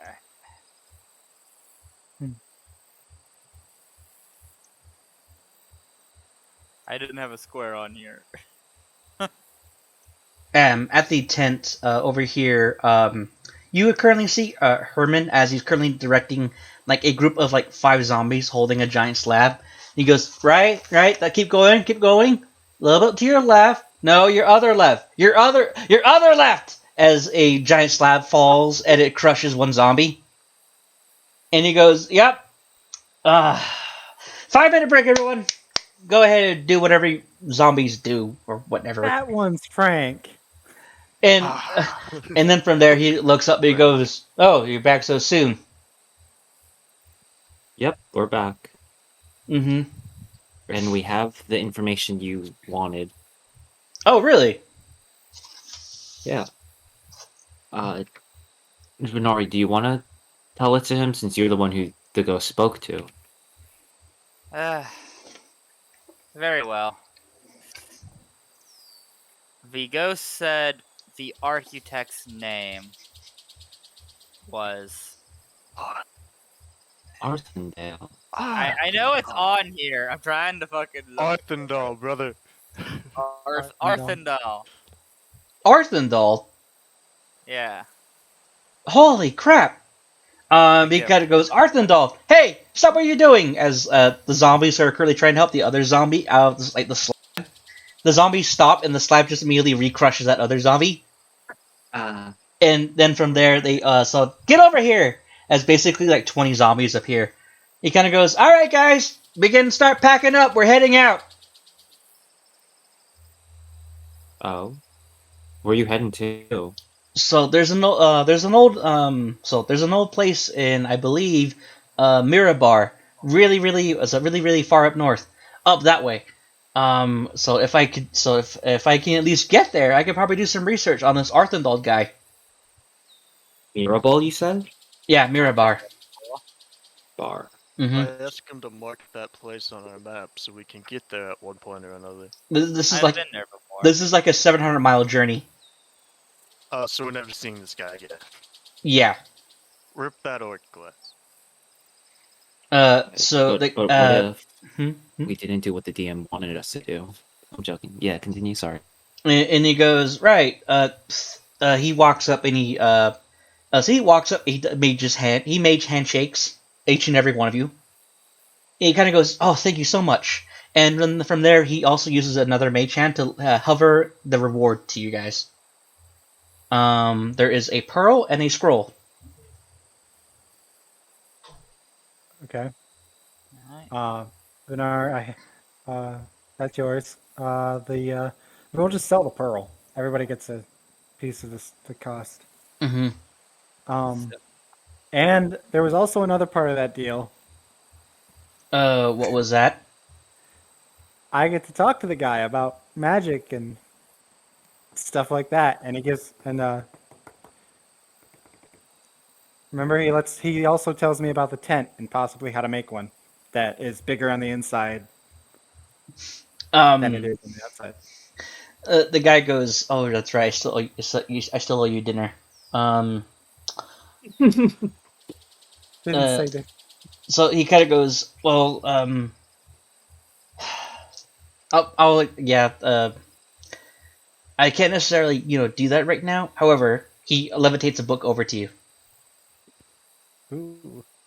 This will teach you a little bit about my homeland and how we conduct ourselves and stuff like that. I'm gonna And you're shake just the spectral hand and thank you very much. Mm-hmm. He also shakes your special hand with his mage hand.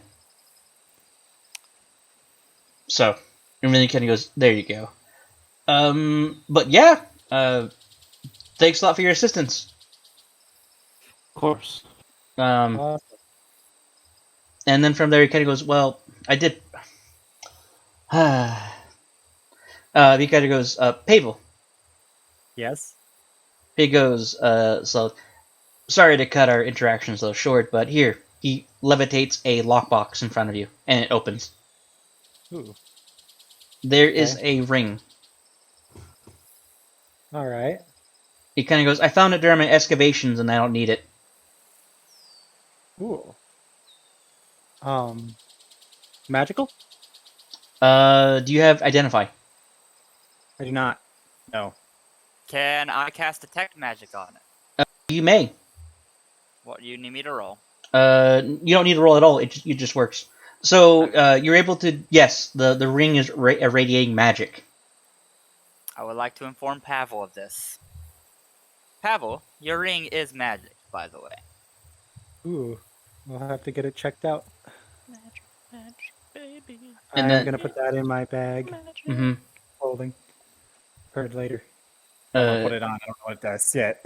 Yeah. It takes about an hour to attune to it. He kind of goes, "I found it. It's Netherese in origin." So, Wait. Um, What does that mean? Netheril, the civilization, Netherese. No. You said Old something as hell. about attunement. Oh, Something. attunement. Yeah, it takes you about an hour to essentially a short rest to feel the effects of the magic item. So when you put it on, it takes an hour for it to actually take effect. Yeah. You Does that stare at mean the ring for an hour, which is dumb. What? That's stupid. What, people? I just didn't know what that meant. I didn't know what attunement was. Yeah, you just gotta wear the thing for an hour. Okay. You can't. You gotta have it on your person in order for you to actually become attuned to a magic item. Okay. And then he goes, "All right, thank you, gentlemen." He kind of goes, "All right," and I'm packing up. He snaps his finger. His entire tent becomes a rucksack. As he topples it over his shoulder, he kind of goes, "Good day, good day, gentlemen and gentle lady." That is so cool. Mm-hmm. Goodbye. And he goes, Good luck with "Good luck," as he begins to walk away. As a horde of zombies are following him. May we meet again. And then he kind of goes, "Only you, and not your friends." Special. Maybe don't have a horde following you. I'm just saying it might be a bad luck. Might be in trouble. Hey, But good luck, man. He goes like, "It's either this or where I take my chances with orcs." Fair. Very fair. Good luck Everyone loves orcs. for whatever you're doing. Wave them off. And he waves at you back. So I have a book and a ring. Yep. And go ahead and just wait an hour, and then I'll tell you what the ring does. Okay. So how do I add the scroll of darkness to my inventory? Just put it The in. ring's cursed. Just put it in the records, or wait, where is it? I put it in loot. Yeah, the loot channel. Um. I also put Pavel's book in there. So what's the book called? What do I call the book for my inventory? Put what was it? Put Thay. What was it? Thay Magic. THAY Magic book. I guess I have to rename that now. Unfortunate. Fey magic book. Cool. And one ring. Ignis, we were gonna sell Pearl and split the gold. Because at least from what I understood was the idea. I mean, I'm fine with you taking it if you eat it. Wait, what? I need funds for plate armor, so I'd like money. We're gonna split the Okay. pearl. Yeah.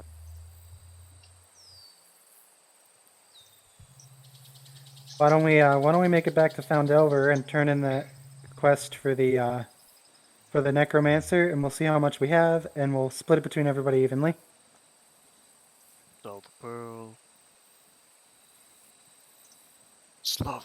One day I may be able to afford plate armor. Please put out. Just make a roll. Maybe I could, possibly try to persuade whoever we sell it to give us a little bit extra for it. I could Yes. also assist with that. We could say we got it from a really rare creature. Don't think I want to trust you, Pride. No Hey, offense. I have +3 charisma. I have a plus okay? 5 in my persuasion. And I have intimidation. I have plus 5 in Persuasion as too. well. I also All have right. persuasion. Let's head to town, though, right, guys? We could work together. Let's see. Where you guys are, you guys are technically directly north of Waventor. That's Waventor. what? Waventor being the Orc Quest. You guys Can want to we get killed by take orcs? that out? Without being level 3? I'd rather level up at least one more time before we even attempt that. If we really want to level up, I think I know what we have to do. At least what place we have to go to. And I don't know if it's on the job board right now. Okay, I guess we'll get killed by orcs another day. I mean, it's up to you guys, what we want. We should at least turn in the other quest if, she will accept the fact that we gave the ghost that offering and hopefully give us those healing potions still. I think we were turning in the other quest for dealing with the necromancer.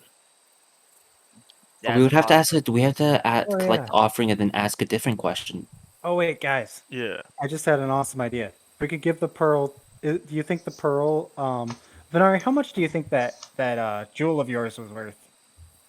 That jewel of mine was a antique heirloom from my family. I'm simply asking. 500 gold. It was Same actually price. 10 gold. Damn it. It was 10 gold, actually. It was just a black fucking H. How do you spell that? So if that's true, then the pearl actually is a worthwhile offering. So we can get the other question and get the 3 health potions, which is worth more than the pearl. Hematite. That's we what it's sell health potions. No, we're gonna keep them. I think we should keep them and not die with said I health like potions. dying if it means I can I would get prefer plate not armor. I would prefer not having to run back and forth from point A to point B to point A to point B, back and back.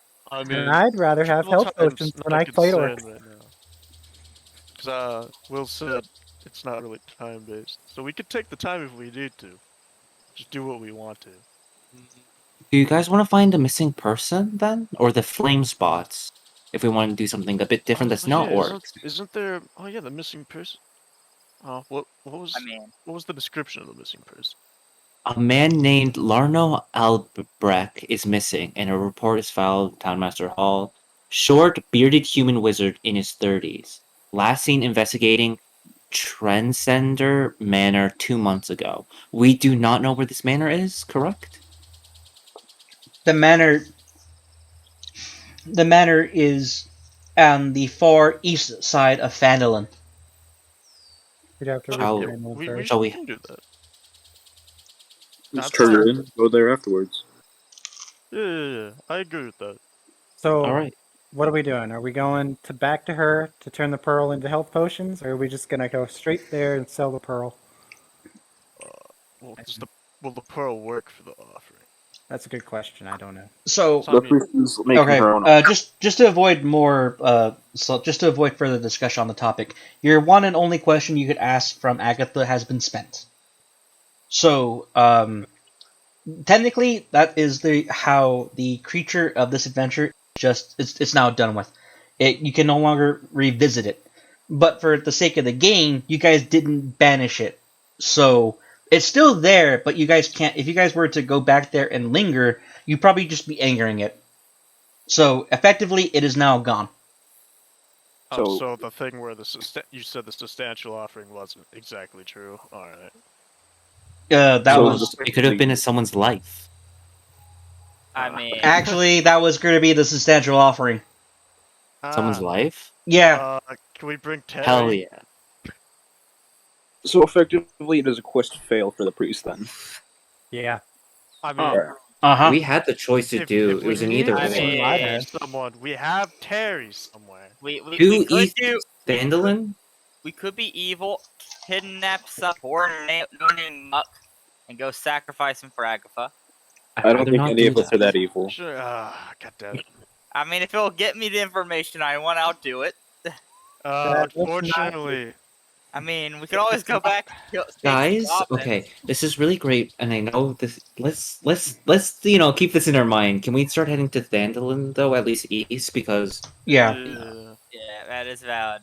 I don't think sacrificing a random person would work for Pride, mainly because it's helping a priestess, and Pride doesn't exactly like them, so I don't think kidnapping is worth it for that quest, unfortunately, for Pride. So, alright. Sacrifice Pride then. Okay.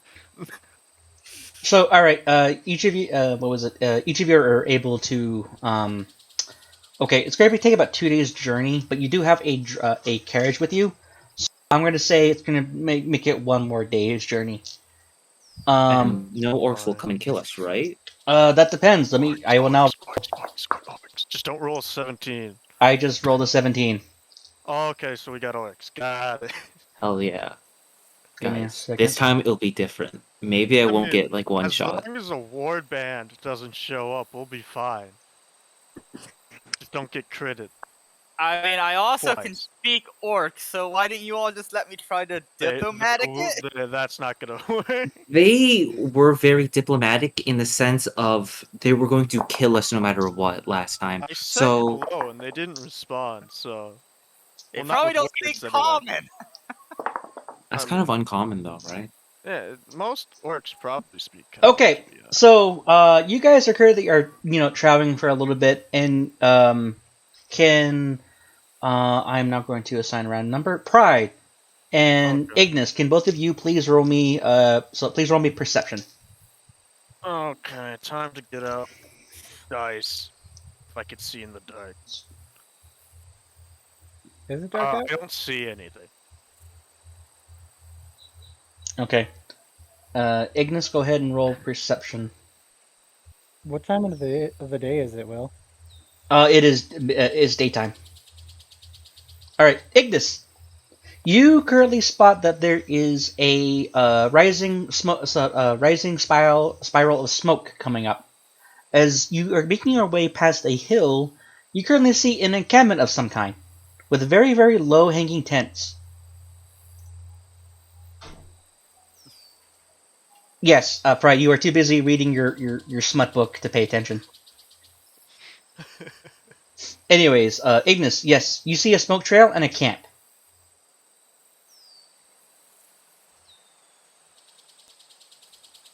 Like to notify the party and go investigate. Mm-hmm. Said Ignis. Yep. Fine, I'll put down the book. Never mind. So as you begin to take a look at it, and as you begin to approach closer as a party, you currently see several. You currently see several green humanoids, as they are of waist height, as they are currently around a small riverbank, as they are having cooking fish, and one of them appears to be lifting up a big bottle of wine. Are these people that look familiar, or So as you get closer, you currently hear one of them go, "Hey, guys!" And then from there, one of them looks over. These figures all looking your direction. It's the goblins you guys met from Cragmaw Hideout. Hell yeah! Yo, let's go. I'm gonna jump off the wagon and run towards them. Yeah, run towards them. Pick up the Right goblin. after them. Yeah, let's start full-on sprinting towards them. Draws blade. Oh, I'm joking about the drawing blade part. Okay, cool. I will walk up to them and hoping the one that I actually liked was with them. Yeah. He's currently just sitting there in a hammock as you approach. He kind of goes, "Oh, it's you lot." Oh my god, what are you guys doing here? Here to hang out, eat fish, figure out what the hell we're gonna do next. Question for you guys. It's nice seeing you, by the way. Yeah, pleasure to see you too. As You Zap, Zap, Bap, and Pug are currently assembling, twigs for firewood. I'll help out as I ask the question. Mm-hmm. Same thing. I go over the bait Do you pond. guys know where the main hideout is for the Kragmaw clan? Oh, the main hideout? No, we don't because we're more of the lower level goblins, and we're so back amongst the Cragmaw clan, we would be called the Misfits. So they didn't really keep us in the loop. Can you get in the loop? Uh, Probably not because our boss was killed. One survivor. I mean, in our defense, you asked us to do that. Well, yeah, but so No, would you know any place where we could find where the Cragmaw clan is? not a clue. You probably have to find other goblins that isn't particularly us. I see. Also, Have you seen Wiley? Wiley. Yep, it's Wiley. So Wiley would know, and he told us that we were traitors. So the moment we show our ugly mugs back at Cragmaw Hideout or with the Cragmaw clan, we're dead. Where is Wiley? So Wiley. As far as what was it? We don't know, but a safe bet would be where the Cragmaw uses a base. Damn it. So my question is this though. We killed your old king and left the underboss in charge. Yeah, Yimik. Yes. So why did he believe the runaway goblin? He kind of goes, well, Wiley is still loyal to the Cragmaw clan. He works with Yimik. But yet you guys actually helped us kill the Isn't- bugbear. Yeah, Mimic and forces. so we're therefore traitors. But Wait. yet the underboss wanted them dead too. Goblins make no sense to me. Wait, who's, Using them as fall guys. I don't recall anyone seeing them be traitors. Am I misinterpreting that? You remember the part where they let you guys sneak in Trojan horse style, and Yeah, then but we you killed those proceeded to ones who tried. drown those goblins? Yeah, they helped you get in. And now Yimik, even though Yimik said that so how it works is this: when you guys were in the cave, you guys convinced those goblins to help you. They did. After that, Yimik and Wiley accused the goblins that helped you as the traitors, and they were just the survivors of the hideouts. Okay. So that is the sequence of events here. Goblins don't need proof. Yeah, Uh, they're goblins. Why would anyone care? So if we go back to that cave and kill every single goblin there, except Yimik, because we need information. there'd be no blood on our hands. So that is unclean. Well, we need information, so not everyone. Well, we now the fact that you guys actually killed the leader there, they probably moved their hideout or completely abandoned it. Damn it. All right, thanks. Anyways, are you guys at least free able to enter Phandelver by now, or are you all still out loud? No. We show our faces as men, and we'll definitely get strung up and killed. Damn it. 'Cause I still owe you alcohol. That you certainly do. Why don't you think we're still sticking around here? Isn't I would be allowed in. Mm-hmm. Yes. You should pay him. You should pay the man. He's do alcohol. You know what? Hey, Pride, come here. What do you want? I would like to yank the book I bought Pride and give it to the goblin. No. Which one was the first goblin we met? I forget his name. Pug. Pug. Hey, Pug, come here. Pug. He goes yes, or he speaks in Goblin. Yeah. I'm gonna hand him one of my, the nice like rations that I have. Right. The ones from names. Mm-hmm. Yeah. So I'm gonna put that on the fire for him. It's gonna be delicious. Oh, the rats. No. The meat that I have in my as a ration. You know how I have the premium. Oh, premium stuff. Yeah, go ahead. And Pride, go ahead and roll survival.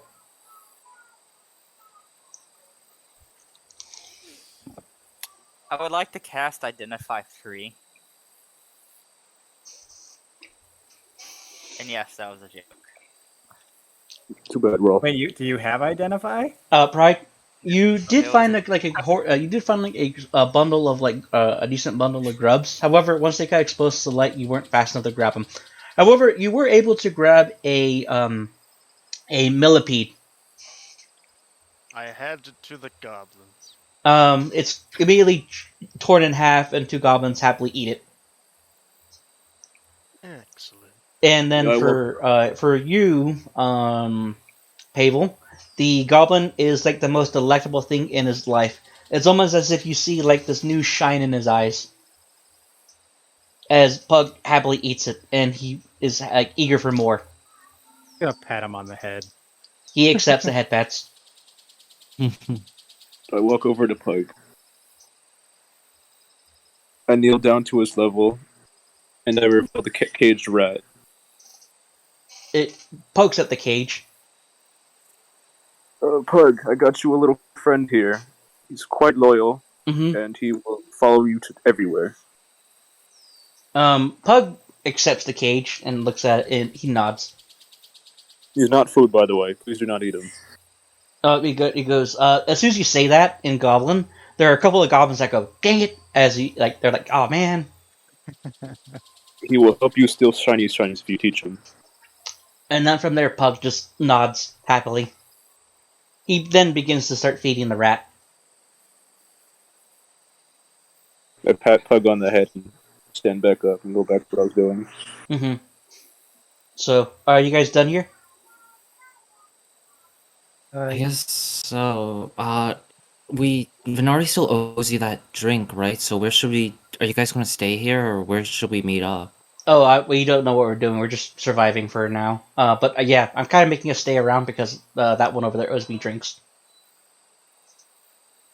Glance what's- to You're the only Venari. goblin I like. Hope you know that. our wagon guy, our wagon guy, does he have a bottle of alcohol just happen to be in the cart? He drinks has a lot. several. Buy one from him real quick. Give it to Alright. the goblins. Hey, wagon guy, how much for one of your alcohol beverages? He leaves it. And he goes, "Huh? How much is one of your drinks? What are my drinks? I got whiskey. I got beer, meat. And then from there he goes, I also got some of this Corona. Well, as he goes, oh yeah, he immediately pops the cork and he just drinks it in one gulp. I had have any more Corona I can as he throws the buy? bottle over his shoulder. God damn it. What's your strongest that you do have some of? Probably Very whiskey. I would like to buy some. How much?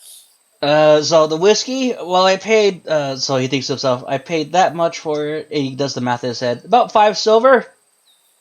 Alright, here. I walk up to him and toss him 5 silver. And then from there, he goes, as he is fumbling the coins, you just walk back and you just immediately just take the whiskey bottle out. I would like to gift it to the goblin that I like. And then from there, he kind of takes it and he goes, as he happily uncorks the screw, and he goes, he nods and he goes, hey, as he drinks it. It burns so good. And then from there, we're square. Wait, what? And he goes like, yeah, we're square. Oh, yeah, this will last me till we get to the next place. Just don't drink it all. You'll end up probably getting yourself sick. And he kind of goes, I drink to get sick. Hey, you want that cold? Hmm? You want it cold? Yeah, if you could. I use Ray of Frost. I just kind of hold my hand to the bottom of the bottle and... Yeah, you do it, and it gets like this Really? nice. It gets like this nice little frigid chill, like this nice thin layer of ice on the bottle. And he goes, "You guys are great, all of you." Anyways, I'm going to take this little bit of lot here. We're going to probably head somewhere further south, maybe hide out in the Sword Mountains. Or not. Alright. Actually, guys, you think that old owl well will be clear for a while? It should be. As soon as he moves out. Unless the mine just go back. I mean, our goblin friends here could at least live there for a little bit. Couldn't they? I've got a. Why not? I know a place in the Sword Mountains for them too. So if that doesn't work out, They go, oh, well, I know the place. I can lead us there. So yeah, we could definitely hang out there for a few weeks while we figure out what to do. I Awesome. wish you have the best of luck. To you as well. As they continue to hang out at camp, they're goblins. They're lazy. They're not going to leave until like a day or two. So Bye, all the goblins wave you off as the other goblin happily drinks his whiskey. And you guys probably, what was it? If anyone above a passive perception of 14 noticed that the goblins also kind of stole half of Terry's alcohol. Nice. So, yeah, the drunk goblin is very, very happy.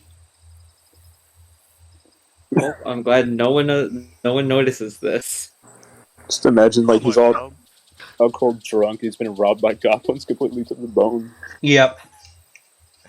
It's his fault, not mine. Say the mules did it. Mm-hmm. Actually, I could probably persuade him of that. I don't think you need to persuade him. All right. Okay.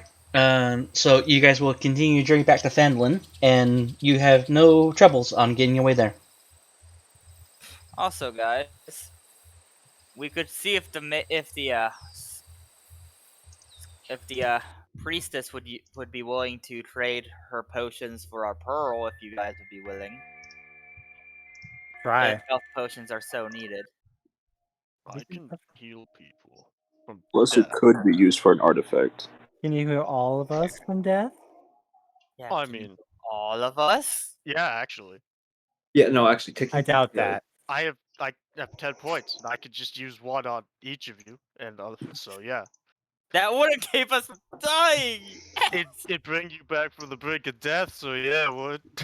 I think I'll take my chances with the health potions for now. Yeah, let's just lose You try. can use your health potion if you're dead. All right, let's What if first you're knocked talk out? to. So, Good luck with that. are we trying to sell the cheat. potion or not? I mean, sell the pearl to the potion lady. We can try to give it to the priestess. If she doesn't want it, then we can sell it like we were gonna. I don't want to give none to no priestess. To be honest.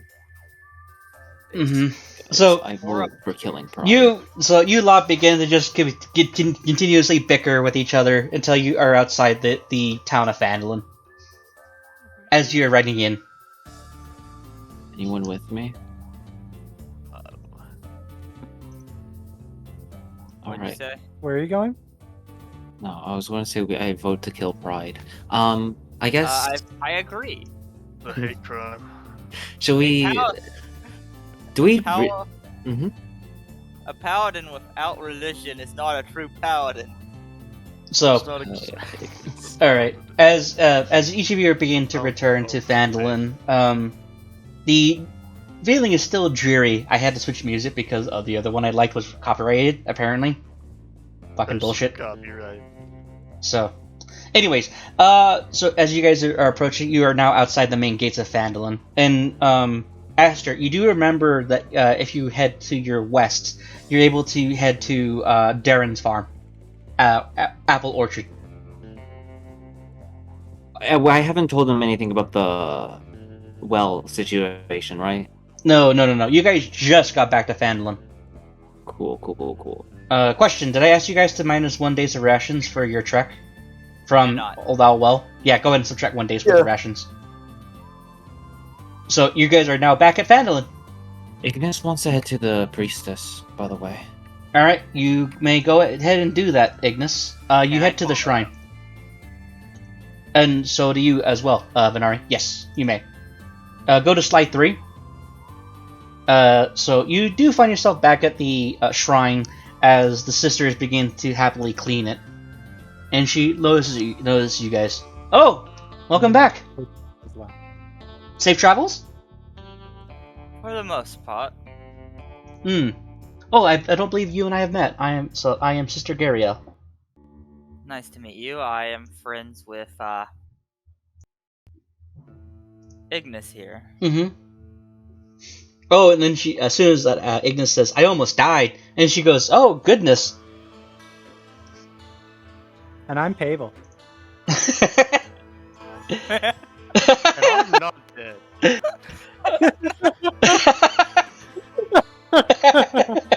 Table. Someone quote that. Okay. And I'm Table.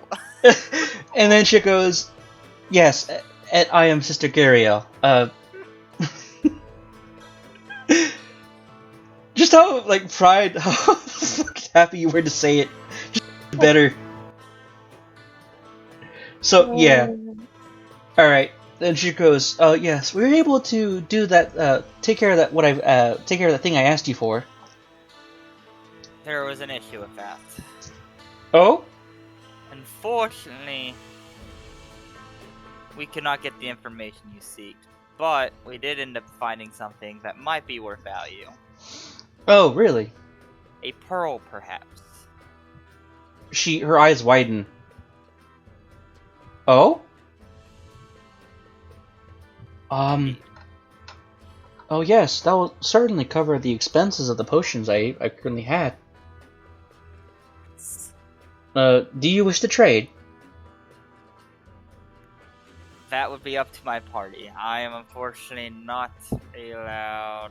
If you guys want to, go ahead. Ignis says Okay. had. Yeah, Ignis.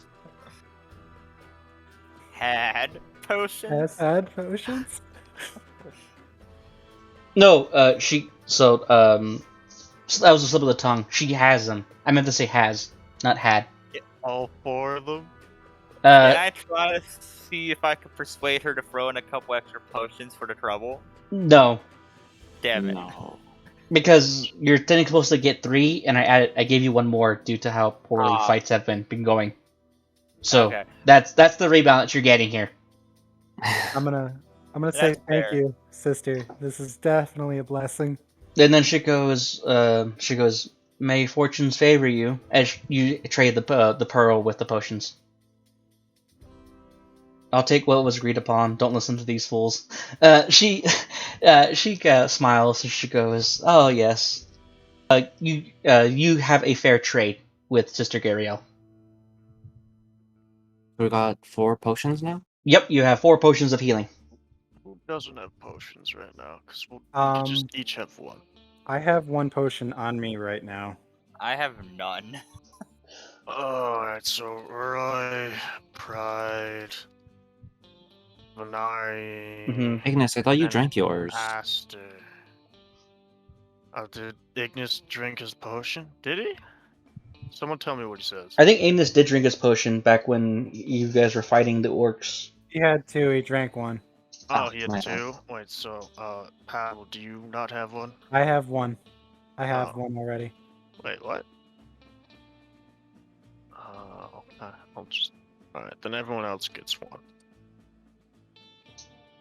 So Roy, Pride, Venari, and Aster each get 1 potion of healing. Does that mean everybody has 1 now? Yes. I think it is. Awesome.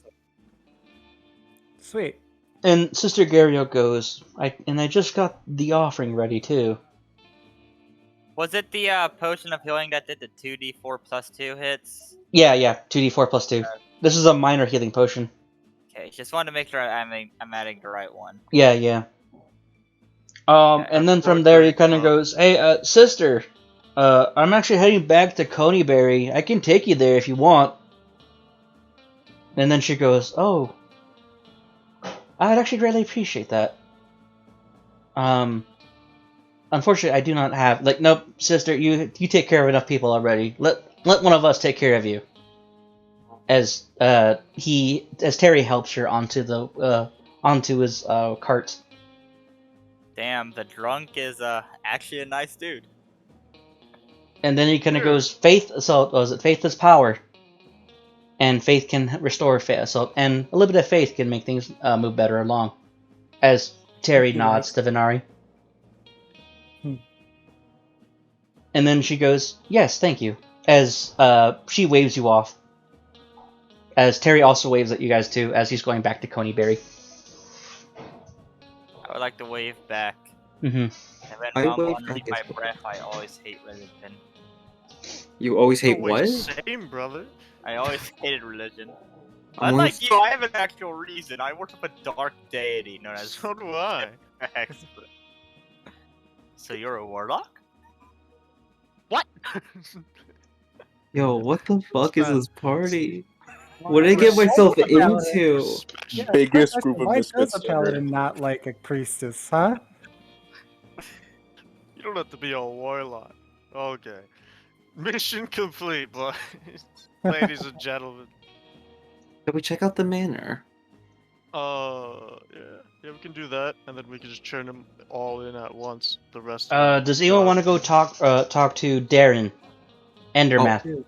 I'll Is do it that. Lauren? Yeah, He's we the got- apple boy. Yeah, Apple Orchard Man. Boy. Alright. Since he's a different guy. So alrighty then. So Aster, is anyone gonna go tag on with Aster? I will. Yeah, well, I'll go. If we're going to the up guy. Yeah. So here you go. You guys do make your way there, and once you arrive at the Apple Orchard, there's currently Darren, as he's currently like assembling apples in different baskets. He notices you. Oh, welcome back. Hello, Aster. Hey, well, I ended up checking out the owl well, and the zombies are gone now. Oh, you found what was causing them to be resurrected. Was it some kind of like gemstone that powered their resurrection with some kind of necromancer? It was a really nice man who was just doing a job. And he kind of goes, "No necromancer could ever be nice. Anyways, they convert with evil spirits." Well, Tax collected. We killed him. I'll glare at Pavel just like, please let me just deal with this. I'm just gonna turn around and hold my arms like, fine. He was a hottie that could raise people's bones, of course. Do you say that in character, Flack? So as soon as it happens, Darren, he begins to chuckle. He stands up straight. Okay, that was a good joke. You have some good companions with you, Aster. So what happened at well? Like, what was going on? It was a necromancer doing some excavation work, and we ended up dealing with him, so there's going to be no more zombies, at least from him. If there's more zombies, then it's something else. Okay. Please roll me deception, Aster. What? Me? Deception? Not lying. That wasn't lying. That was a truth. Yeah, that was No, you're lying by omission. Okay, that is true. So... fuck. So, what does a nat 1 get me? Oh. I'm not there, am I? No, rolling you're intimidation checks. So, Bernard, I'll just say you're with the what was it? You are securing the potions and the wagon. So, as you guys, so that's what you're up to. So no, so the guy goes. He looks to Pavel and he kind of goes. So it was actually you let him live. No. Never admit no. defeat. Never say you were wrong. Keep digging yourself a bigger hole. You should have Double and quadruple down. Aster, how you can handle this? Can I step in with my deception? Do you need my help? I have persuasion, intimidation. Me too. I got fuck. He wasn't. We talked with him, and it seemed like a waste to kill him. Oh wait, so you're trying to tap into his network then, right? Trying to figure out his whole organization of necromancers. I want to do side glance to anyone near me, and to that get would be Ignis and Pavel and Pride. That was there too. And this is like a. So is Roy. Someone help me answer this question. I'm gonna roll persuasion, and I'm gonna say we with fucking. the holy power of the sun. Ignis replies with yes. And then he goes, well, so in essence, the problem's been dealt with. Yes, the Yes. problem has been dealt with. And he goes, right. The main thing is zombies won't be an issue anymore. Yeah. Important thing, anyway. You're still gonna put a good word in for the order for us, right?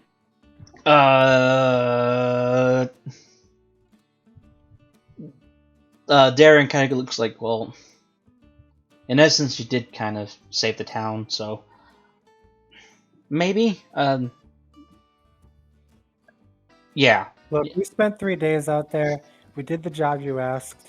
You didn't say how you wanted it done. I think that deserves payment. Semantics. That's how I am. I'm very honest and upfront with people. So I don't know if I require persuasion with that. I don't care. Go ahead, roll persuasion with people. Okay. Persuasion's a +5, so let's hope this. Ignis says, I almost died. That maybe better turn into a yes. Would you roll? 17. 17? He goes, you're certainly right. I asked you to look into it, you did, and you removed the threat. So in essence, yeah, you did. So yeah, I'll recommend you guys to the Order of the Gauntlet. Thank you. He nods, and he goes, well, I can't really do much, but he is able to give each and every one of you 10 days of rations. Yo, so many rations, though. I'm good with that. I'm gonna burn through the, candy.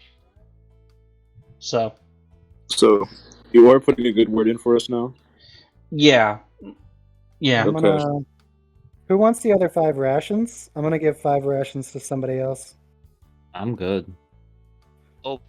He gave us 30 rations, right? There were only 3 of us there. So true. No, that was supposed to be divided equally amongst you guys. Oh, okay. Yeah, Okay, so even I got some too.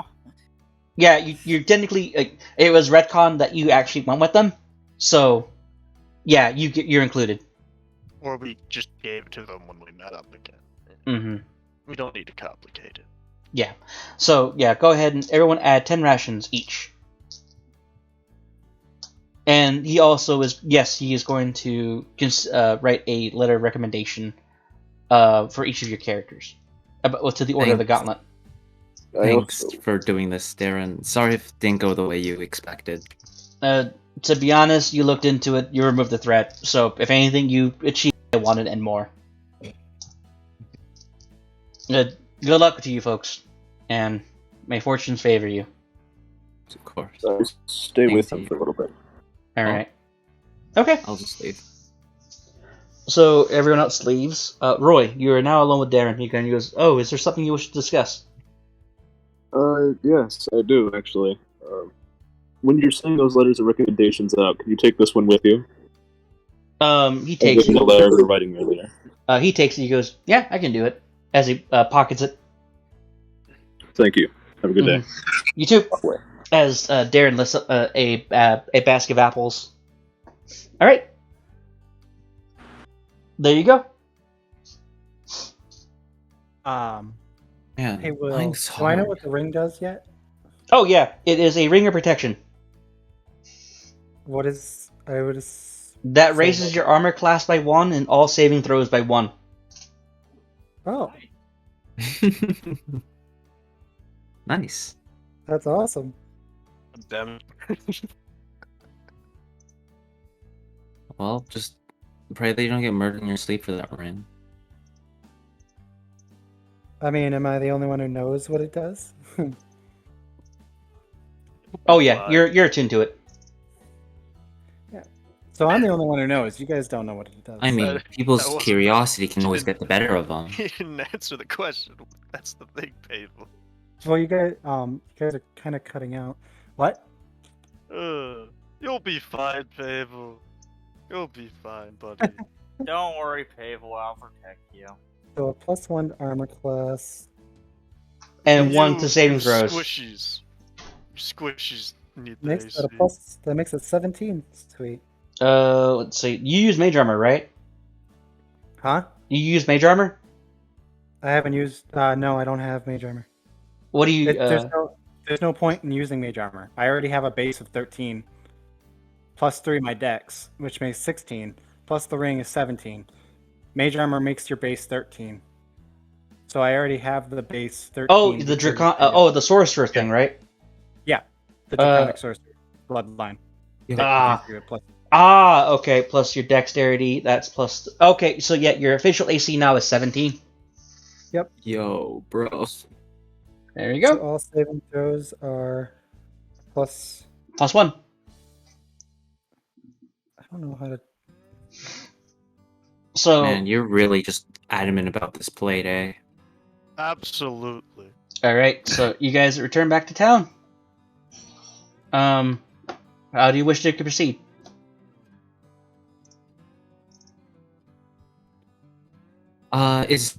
Is there like, can I go to the inn and ask around? Ignis wants to head to the shop, by the way. All right, Ignis, you head to the shop. As that happens, Aster, go ahead, ask what you want to ask. I was just going to ask people if they knew anything about this manor. Oh, Transcender Manor? Transcender Manor. Okay. Wait, give me a second. I just need to read some notes here.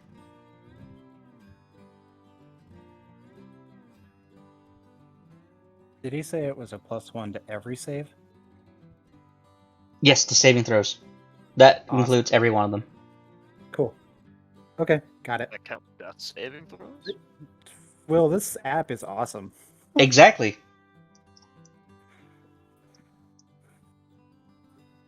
So it's only for $5, and you're saving hundreds of dollars off of the official modules. It's worth it. That paper you buy for your fucking. Mm-hmm. Oh yeah, this thing's awesome.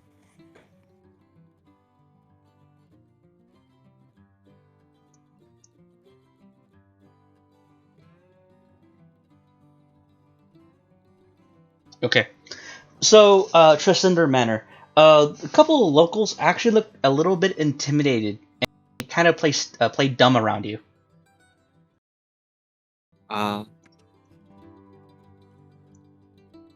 You do, like, on your 5th person you approach, they go, so on your 5th, like, the first person you approach, she kind of goes, wait, why do you want to know about that? Tourism? Alright, someone quote that. What did he say? Tourism. Tourism? Yeah, that's a good one. That's a good one. Make sure you include what the NPC said, too. So, that guy goes, you're picking one hell of a place to hang out. Only the red brands really kind of head out that way. Oh, sorry, I'm new here. Why is that? It's been abandoned for ages. So, I don't know what it's being used for, but it's probably best not to head that way. Whenever anyone asks too much questions about it, so the Crimson Vipers get mad about it. Oh, sorry, my bad. If I ever do get kidnapped, I'll make sure I'll keep you out of it. Mm-hmm. And as soon as you're saying that, right behind you, you currently see a visage of 5 red-cloaked ruffians. Are they coming towards me or no? Yeah, they're coming toward you. And do I notice them, right? Yeah, you do. I'll like speak loudly. So are you sure you don't want to tell me about it? You're being really like silent about this whole thing. As soon as you say that, there's like a couple of locals are currently scrambling, hiding. They're currently like a woman scrambles to an alleyway, jumps into a barrel, puts the lid on, and her eye pokes through the eye hole. Nice. Alright. Who's with Aster right now? I'm gonna get murdered in like an alleyway, and no one's gonna be none the wiser. So, as each of you are currently minding your own business, you do notice that Aster's about to get cornered. I'm going to just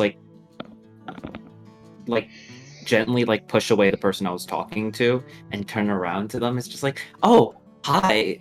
What are you doing? What are you guys So, doing by now, here? the party is able to catch up with you as they go.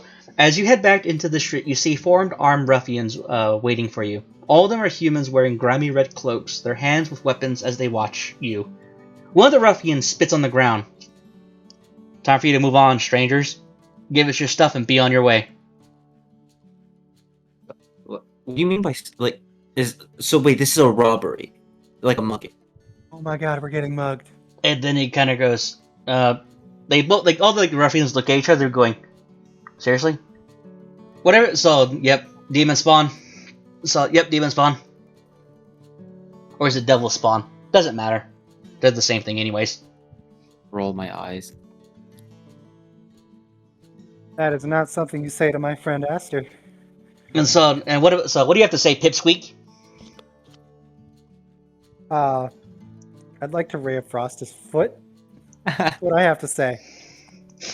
Oh, Ignis says big man, but your brain isn't that big. Okay, so Pay will go ahead and roll to hit. Yeah, Okay. we're instantly just. I don't take kindly to those insult my friends, okay? So roll to hit is a 14 plus. So hold on, tell me what's going on. I had to go to the bathroom, and I'm getting concerned. We're getting mugged because 14 plus 5, so 19. 19. Ooh. All right. You strike it, and you strike the ground right next to him, and he goes, so hard way it is, as they draw their clubs. So everyone go ahead and please roll me initiative. Okay. That's in the chat. That's in the chat. Alright, so Yep. being mugged. Got it. Go to page 4 on the slides, everyone. Yo, Can't do that. yikes, Ignis. Down. Yo, what the fuck? No! Guys, it's all those rations. They're weighing us down. Odysseus. I'm a hungry boy. Yo, Well, actually, one that these is- rolls have been so bad. I These- got the fucking highest. Right, come on, man. You gotta really. Oh, and Pavel. Yes! Hey, nice. Damn. And I'm writing the initiative down. Oh, I was ready for a fight. As soon as I fired that Ray of Frost, I should be the one who's got high initiative, huh? I You're guess too I guess star. Pable's trigger is being called Pipsqueak. Oh no, it's what they said to Aster. I can't believe. Oh, so you're I got okay? mugged So by a okay with so you're okay with people insulting you, but not the racism. Not my friends. Hmm. Nobody calls me chicken. Chicken nugget. Only the people who know me well enough can call me chicken nugget. All right, everyone on the top left, go ahead and color your tokens. My token is the beautiful man, of course. How do you get a picture on your token anyway? I just copied and pasted the image over, and I have them on like all the slides, so I can just copy and paste them. And then he just resizes it. Yeah, Page just 4. slightly larger than the tile. Hey, yeah, page 4. You know, we could just use our revolt characters. Or what? If everyone Oh. gets those done, I can make a collage out of them. I don't know. And if, What are we they're talking sent about? to me. Like What are the we little talking like the pixel art characters. Yeah. Oh, that'd be cool. Is one of you currently arranged the initiative order? Yeah, it's in Yeah. general chat or Alright. dice roller. I just need the red guides. All right, give me a second. Well, here's to getting murdered. They rolled an 18. Okay, so that means they go first, right? Bro, they did 1 over. Yep, they Red did. guides. Alright. So I have no idea what's going on. All I heard is mugging. All right. Nobody calls me chicken. Oh no, they would call you. So no, they would probably call you a gecko. I don't know where we are, but Oh, yeah. Change the red guards into vipers, please. Alright. Actually, I didn't remember the name. you want me a different color than red for this fight? Oh man, yeah, Ignis, you're way too slow. You're not even on the initiative. Oh, would you guys? Oh shit! Yeah. Holy crap! Only two of you roll double digits? Damn.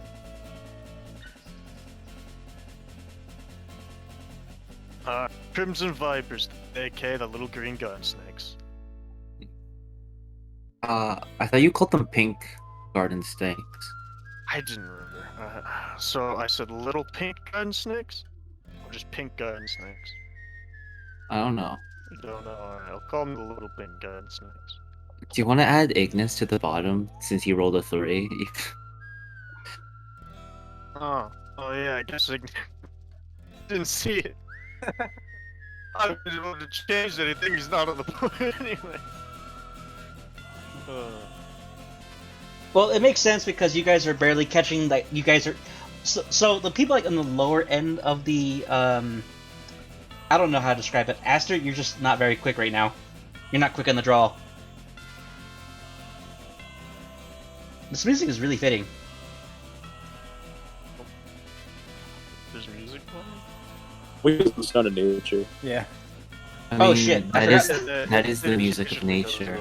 Oh shit, like, I thought I changed the music for you guys. I was listening to Wild, like, copyright-free Wild West music this whole fucking time. Yeehaw, cowboy! Yep. I'm currently, go ahead and each of you take a bathroom break, and by the time you get back, I think I should be ready. Okay. Okay, we're back.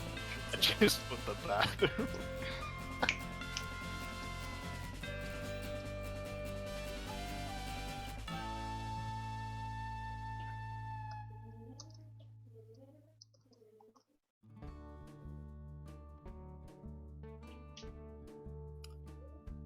Will, I have a Yeah? question. I know this is probably nowhere ever this campaign ever gonna work. But what would happen if I opened up a random bag and said, "Don't make me custom in the bag, man"? Would they jump in scared, or would they just not care? That would actually be more of an effective insult if you're in a place where it's heavily, if it is with, fuck, what's the word I'm looking for? Superstition? Superstitious, a la the Shadowfell. Yeah. What's happening? I'm a bag man. Which I still want to tell the story I have planned out for that whenever next time we're at a fire pit. I mean, I don't want to be mean, but it is technically still my turn. What? I was supposed to go, but then I let Ignis go, and then there's just never been another camp story. Camp story. Well, we'll have to do camp stories then. Maybe do one run in front of the little pink guns. Maybe they'll be interested in a tale or two. Well, that or the dead bodies. Guys, I hate to say this, man, but when it's my turn, I'm gonna cast Sleep on you guys, and then kill you. And then, because I don't know. All I can say is you better hope the first stab gets me or else. If I wake up, you're getting smited, dog. Don't worry, I have a witch bolt with your name on it, a hellish rebuke with your Imagine name on it, eldritch it's just blast being like with your such an name on it. ass that like you get mugged, your friends come and help you, you cast Sleep on them, and just fucking run away. I'm so tempted just not to play generic music, but at the same time too, I found like this playlist, and I don't know if any of them are royalty free. Dude, it's You gotta gamble. hope you roll high enough on that sleep die, dog. 'cause I have thought a you- lot of HP. I could just give everyone 10 HP too. Just make it Does harder. does sleep affect with temp HP? I Yeah. count it as HP as well, so see. it'd make it harder. You'd be able to put one person asleep. Able to sleep the part, probably. Maybe I don't know. Feel lucky I got that 21st roll, and that one not really latest, different roll. So, it's going pretty well. Oh yeah, Ignis. This All right. page will be like, that's not very obvious. I'm sure that, I mean, that dragon didn't look too scary in the roleplay, you know? It's not Yeah, like some named drags, yeah. Just some lowly. Just no name. Yeah, no name. No name loser. No name 5-headed dragon. Yep. Just a gecko. A little lizard. It's only 5 inches tall. Doesn't even fire, just a little vapor. You know, it fires off different colors of vapor, just like an electric show. So entertaining. I was trying to add in on slide 2. That one. But Which one is that? Yellow? So we need more open. Okay. All right. Round 1. Wait, should I be up front? I'm in the Since back. I'm the one getting mugged? Yeah. Move your token in front. Thank God. Okay, I'll put it with everyone else, like most amount of enemies. I'll just take some liberties and put my character here. Instead of the back. Yeah. No, you're in the back. Right. God picks you up and plucks you and moves you back to the back. Where I guess is I'll read a few more chapters of my novel here. Before you guys start fighting. Because your character wasn't really like there during when the you came back from the restroom. You came back from the latrine. Ah, yeah, makes sense. I was taking a massive dump behind some bushes. Yeah. All right. Let me get the volume sliders fixed. You guys can go ahead and play your own music for this encounter. Oh, really? Yep. Oh, stinky. Because Thank you. not for the music bot, I'm talking about for yourselves. I'm playing my own music for the recording. Oh, So, unfortunate. so I tried to copy the image that you just tried to do, and it didn't work. okay. All right. People like One saying it's weird. here. What happened to the pixel guy that was here? It didn't Alright. show up that well on screen. All right. There's going to be 4 attacks on 4 attacks on Aster. 4! No, don't worry, guys. They're not gonna hit me. Aster, I've got what's such your a high Level AC. 5. Aster, what's your My AC? AC? 13. They're never gonna hit, bro. Hope y'all don't die. Hop y'all don't die. So this first guy, he tries to shank you with his short sword twice, and he misses both times. Second guy, Damn. natural 20. Fuck you. No, say this was just a hit. I can't reduce the damage if I'm not there, Aster. I wish you luck. All right. Let me double check. Don't worry. It's not like I'll die. I'll just die second round, like I did with the orcs. All right, Aster, you take 8 damage. Just like the orcs. Mm-hmm. And then the next attack Next attack. misses. So you get stabbed real bad by one of the red brands, or by one of the Crimson Vipers. All right. Red circle is moving on red square. Who's that?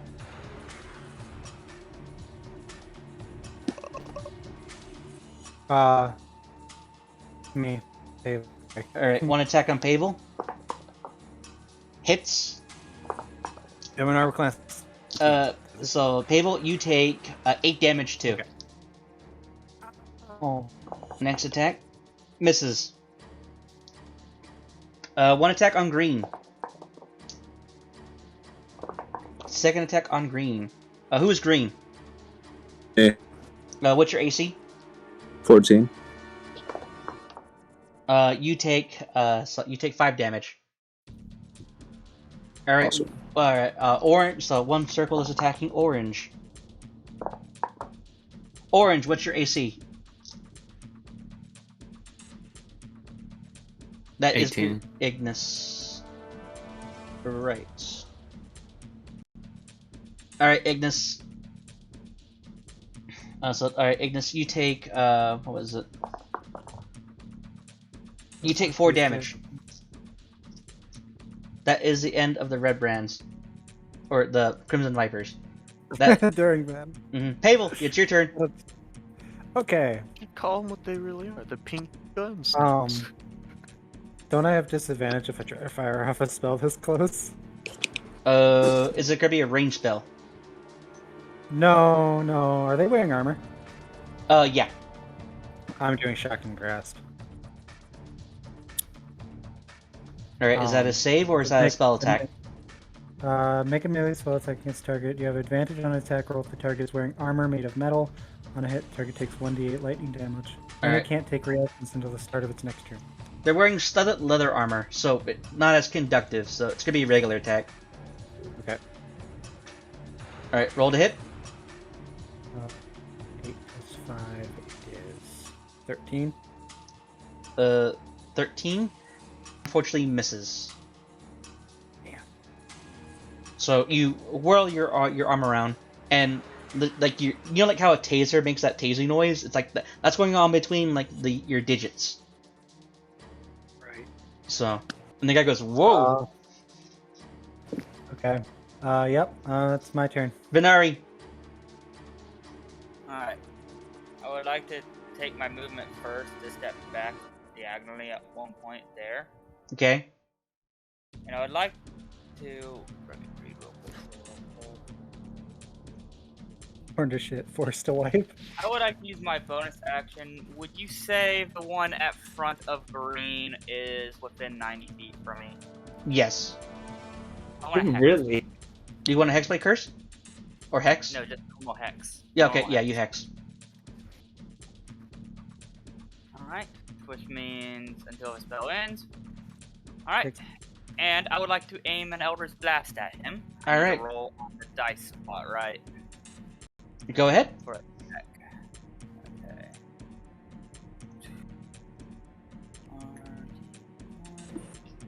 Plus 5. Does a 20 hit? So yes, it does. Roll your damage. Dirty 20. Dirty, dirty, 110 and then 1 more d10. That's for the normal damage, and it also, since they're cursed from my hex, they take an extra 1d6 necrotic. So, 6. What does necrotic damage look like anyway? So 7 points of damage. Awesome. He grasps at his arm. It's like ah. All right. Is that the end of your turn? I mean, I can't do nothing else, so yes. Roy, you're up. I'll slash at the one in front of me. All right, roll to hit. Sword.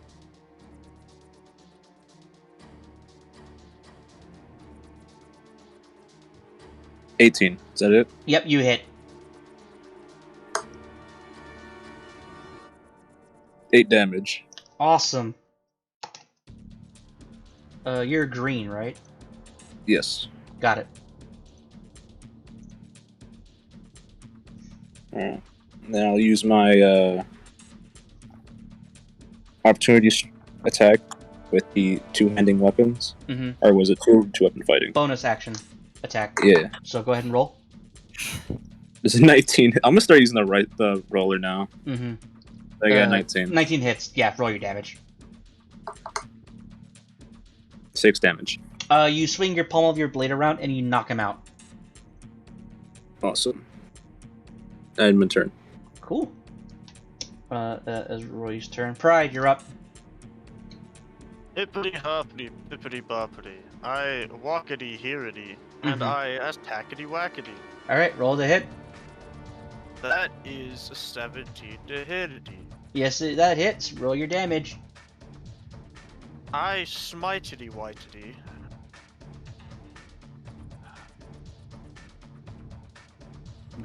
That's 18 damage. Awesome. That's a lot. Alright. What do you do? Now. I stand there. Alright. And turn. Pride, you're up. What? No, Pride. Aster. Dude, wait, you did 18 damage? Yes. Mm-hmm. Wow. Apparently the guy's still alive. Yeah, that's kind of spooky. I'm going to cast Sleep. Okay, roll your damage. roll my damage. That's 5d8. Yes. Fuck. 8. 23.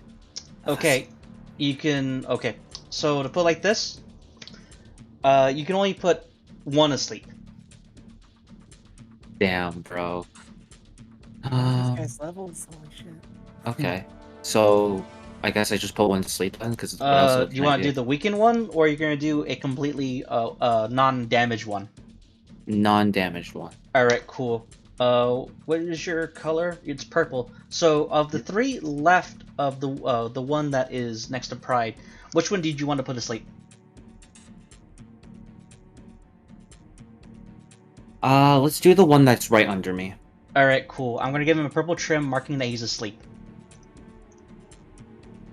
Okay. I'm going to back up 1, and this is not going to proc any attack, right? Yeah, it will. Oh wait. Nope. Yep, where you were standing. Yep, that will not proc that attack opportunity.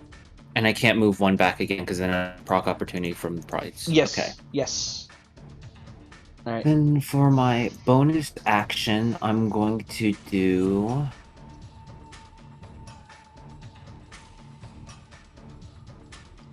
I'll do. I don't know, Bardic Inspiration. Ignis. Okay. What do you say to Ignis? I guess. There's just some random thugs. Just dodge their attack and counter. Ignis says thanks. God and snake. Alright, what will you do now, so Aster? I'm going to end my turn. Alright, Ignis, you're up, buddy.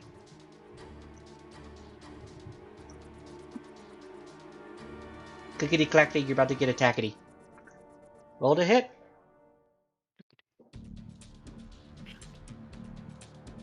Oh, lightning breath, okay.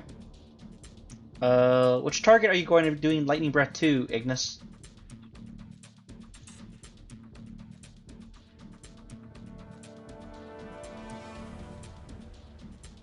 Alright, cool. What color are you? He's orange, right? Alright, cool. Rolling my dexterity save. He succeeds. Roll your damage.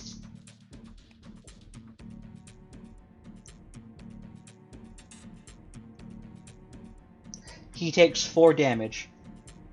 Yeah. Damn, lightning resistant?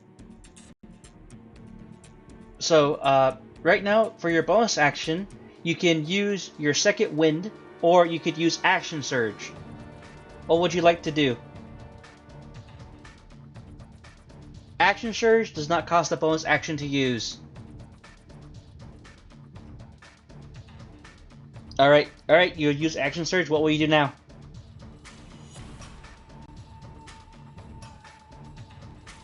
Alright, roll to hit.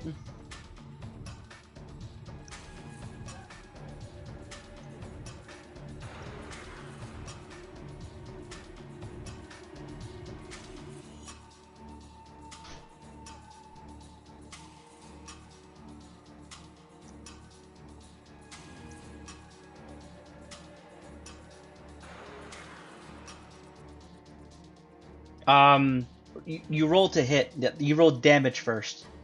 You roll a d20. You could also roll a d6 to increase the likelihood. Okay, roll your d6. The inspiration you got from Aster.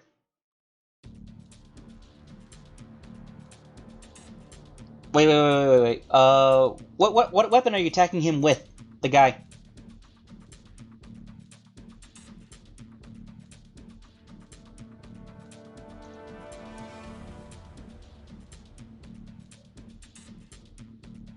Okay, this will count as an unarmed strike. What's your strength modifier?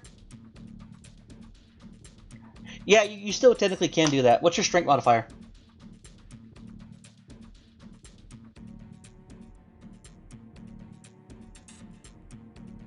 Okay, so yeah, you hit him. So, and are you proficient with unarmed strike?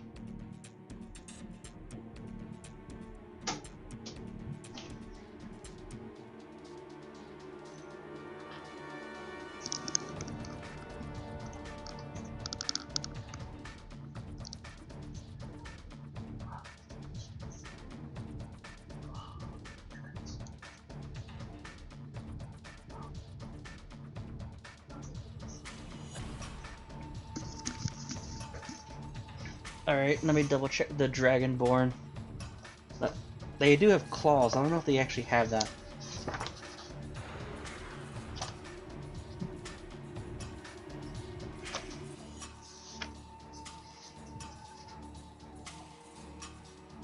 So, no, it doesn't look like it. So, your physical damage would be 1 plus your strength modifier. So you do 4 damage to the guy.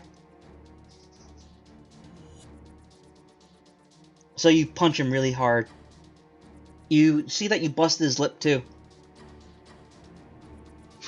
Alright. Okay. Top of the order.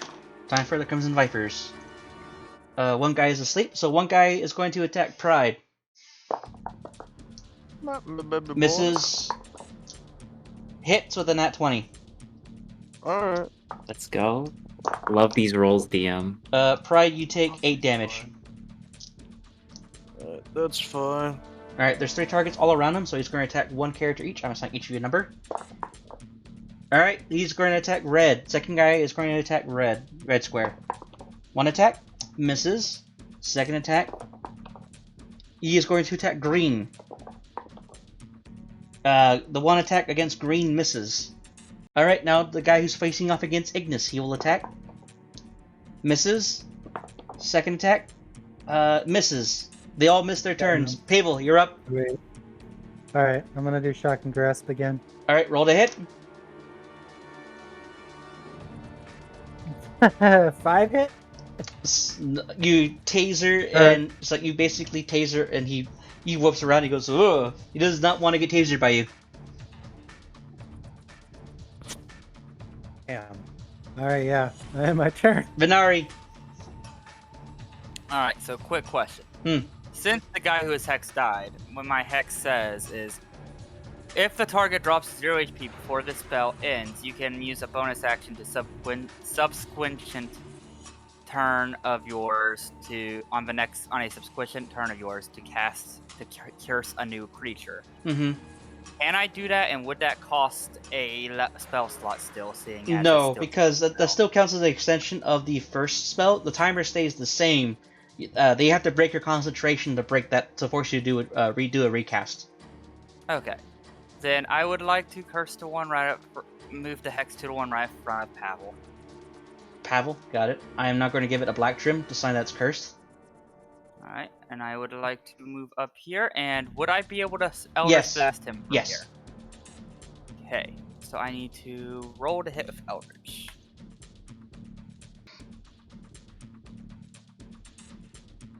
Get the dice roller, because I was about to roll in the wrong spot.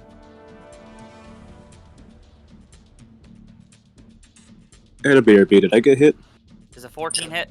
Yes, it does. Roll your damage. Sweet. Alright, here's first damage of a 7. Cool. And the second damage of a pure 6. Awesome. Nice. He's badly hurt. Alright. Let's see. Alright, that happens. What do you do now, Venari? Well, I still have a couple feet left, but I think I'll just stand where I'm standing. Alright, Roy, your turn.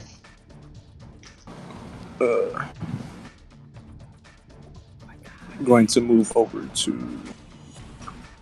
I love Hex. I can deal with it. I'll deal with this guy right here. Welcome to Learn by Ignis. Okay, cool. And The other guy's gonna take an attack of opportunity. He misses.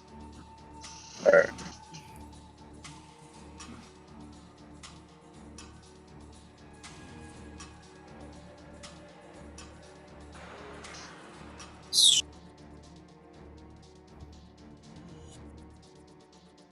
You hit. Roll your damage.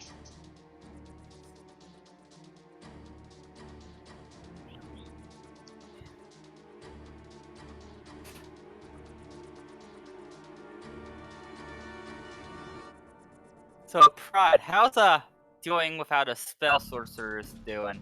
Alright, 5 damage. What? Hell yeah. Alright, go ahead and attack with your bonus action now. Yep.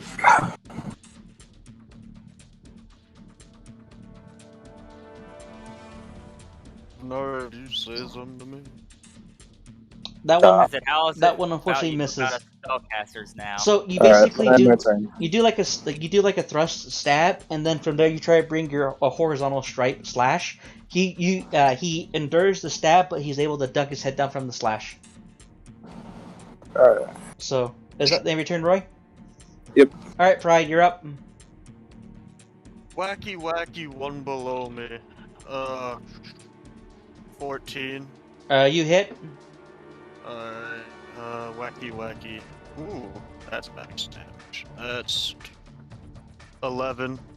All right, cool. What weapon are you using? Battle axe. Yeah, battle axe. Battle axe. Mm-hmm. All right, then that means your AC is 16, not 18. One-handing. Hmm? One-handing. 1d8 versus d10. It's a versatile weapon. All right. All right, you do 11 damage. All right, you basically bring up your weapon, and then you're using like the long handle of it, and you basically clunk him like really fucking hard, like a baseball bat. Oh, we're not trying to kill them? He is out for the count. I mean, if I were us, I wouldn't want to kill right in the middle of town. Oh, yeah. No, I didn't have any intentions of killing any of them. All right, I'm Pride. on the verge. I mean, I'm just saying this. No matter how the DM works it, if he dies to my necrotic damage, he's gonna be I'll dead. bonus action, compel duel, the one on the far left of the map. All right, cool.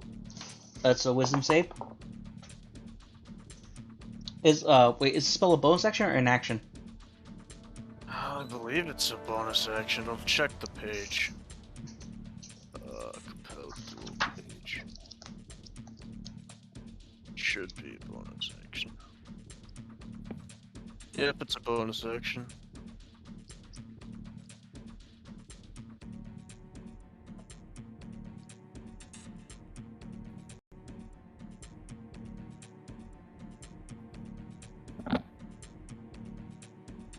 DC's 13.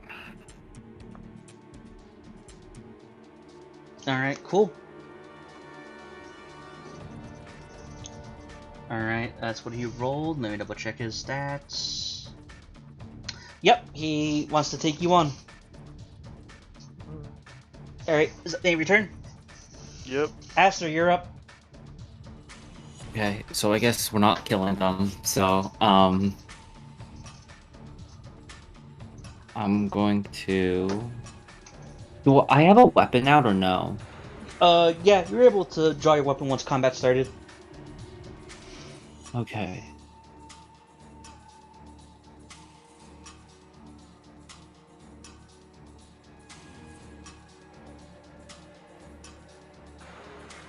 I guess I'll go and attack the one on the right of me, left of me, Mm-hmm. with a rapier, and just, yeah. All right, roll to hit. 17. You hit. Okay, damage 6. 6 damage. He's still standing. Okay, and I'm going to do nothing else. All right, Ignis, you're up, buddy. Bernard, did you move up at all?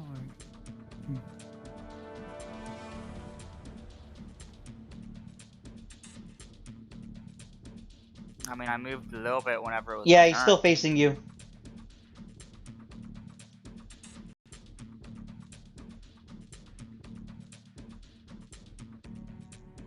All right, roll to hit. D20 plus 3.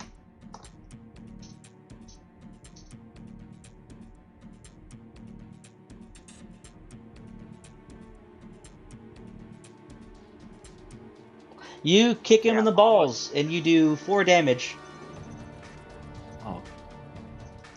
That really, really hurts. The guy nearly drops onto one knee, but he's also kind of like going, ow. All right. Pretty good. All right. So is that the end of your turn? You can use your bonus action to heal.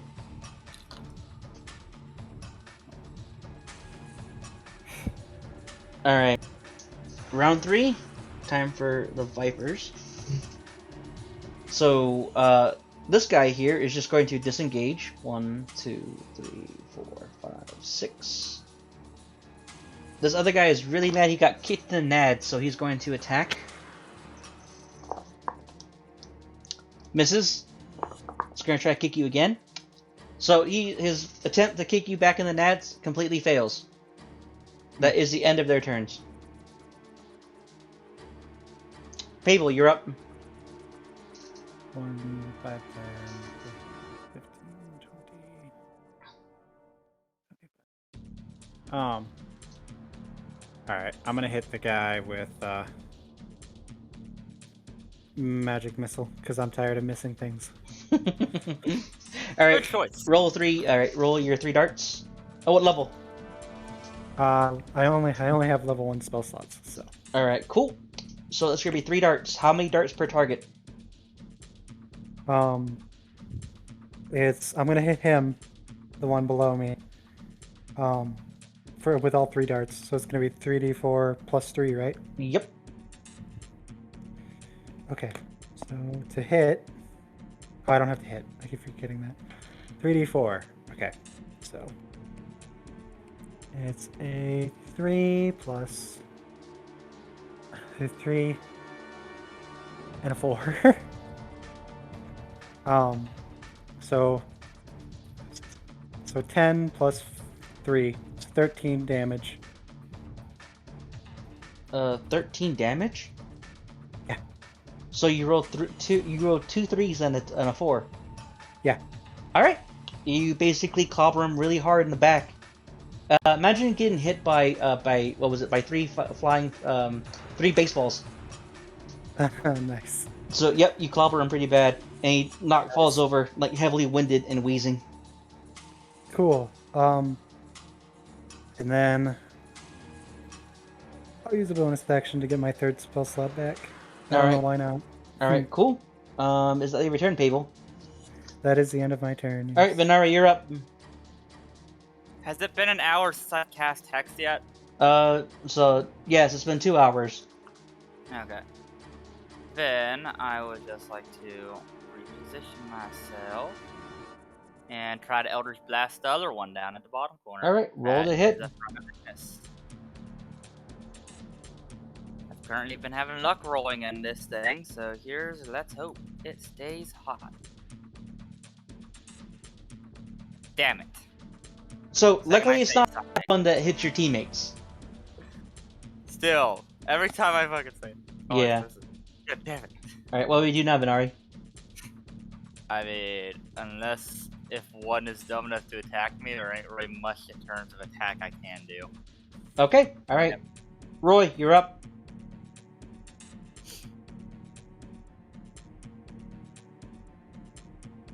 Oh shit, I'm eating food. Alright, I'll go and do the roll.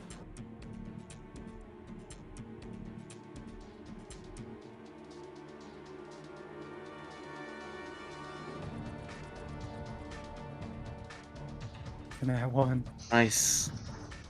Let's go, boys. Oh no, here we go. Roll me a D100. Don't get a 74.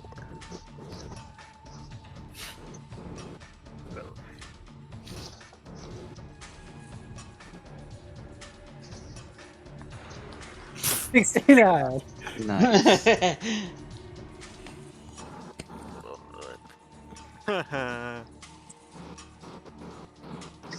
So, alright. Give me a second. I'm currently reading my chart here. He's dead. Yeah.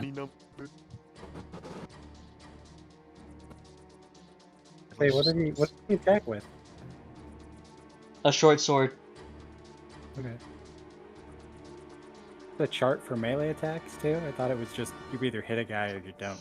Yeah, I actually, what was it? Normally that's how it is, but for critical fails, I also made my own charts. I'm just looking at the wrong charts. I'm still paging through them. Oh. I really hope you don't accidentally kill Ignis or burn badly. Just So- chop his head off. Right So, there. yeah. So, so Roy, you basically try to like stab him in a way to the point that you actually kind of like herniate your arm, and then from there this guy takes his takes a bonus action. No. This guy is able to dodge it, and you drop your weapon. So, yeah. At least you're not dead. Does that mean I can't use the bonus action now? Yep. You Ah. take. You also hurt. You also partially strain yourself, so you take two bludgeoning damage. Alright. So yeah. Yeah, Pride, you're up. So the guy on the left is under compelled duel, right? Yep. Alright. I'll whack the other one then. That one's asleep. Oh, then Yeah, you might want to go finish. I'll hold action unless he Mhm. wakes up or hostile action is taken. Okay, Or cool. the other person hits my range, then I'll attack. Cool. Aster, you're up. Okay, I'm going to. I guess shockery the other one. What you're okay? Is what you're gonna do? Your audio cut out for me. Oh, shockery the one to the left. It's still breaking up for me. Just go ahead and do what you need to do. Is it a save?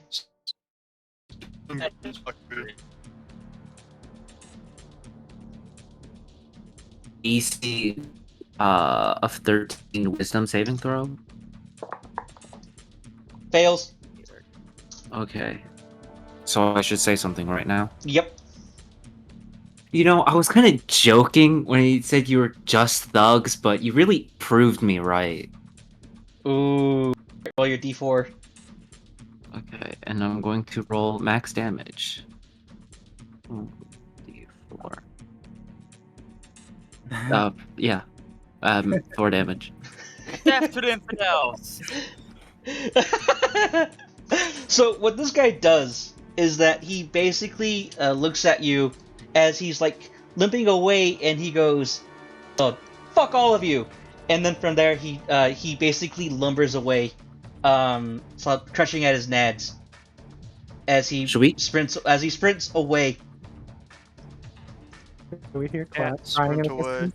Do we hear crying He's in the under distance? compelled duel. So Even if he's broken, he can't really run. no, due to that insult, he had 4 HP left, and thanks to Aster, he is now out of the fight. So he's not gonna like flee. No, he's fleeing. Well, he's under compelled duel. He can't move more. He can't move away. Even if he's out of the fight, as long as he's conscious, he can't flee. Well, he went to HP went to 0, so he's now no longer technically in the fight anymore. That kind of just seems lame that he gets a free pass because he lost. Can someone grab him? Yeah, also, everyone basically gets a free opportunity attack if they want. So, well, his HP is at 0 though. Can we do an opportunistic grab? Yeah, just we don't want him to get away, dog.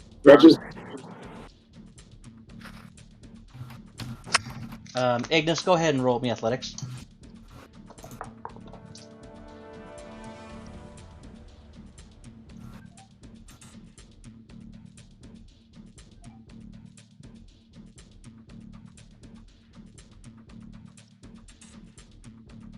Is it Ignis? Are you rolling? Oh. Whoa, nice. They rolled the exact same. Yo, what? Yeah, this has to be done again.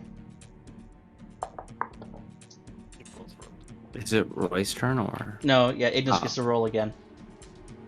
Yo, nice. So, his is now a dirty 20, and he's currently retreating. He's effectively out of the fight. Who's next to him? Besides Ignis. Oh, Uh, there's 2 people there. So that would be Roy. But he did throw out his arm. So if you were to try to do a grapple, it would be at disadvantage. Oh, And Roy I just just- attack him. I can still try that because I have a lot into athletics. All right, go ahead and roll. So, roll disadvantage. That would be DIS, space DIS. okay.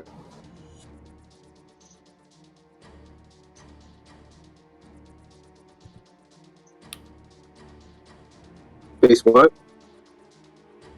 Yeah, yes. Yeah, space I DIS.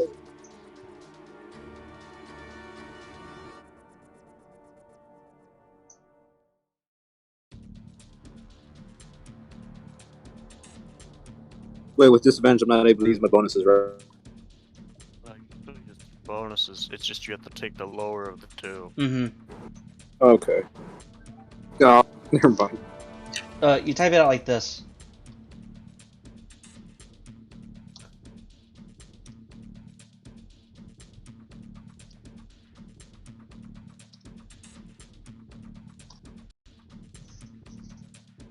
If you're also proficient with athletics, you also add that to your strength.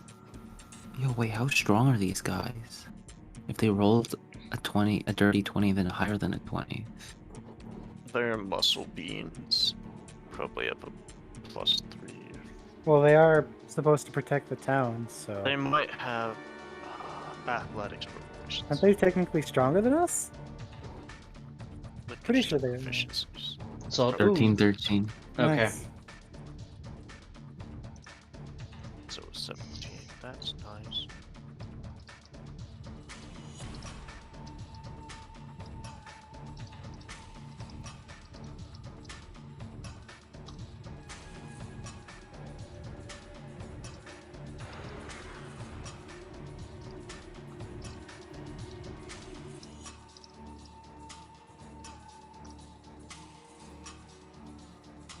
Unfortunately, he rolled a 19.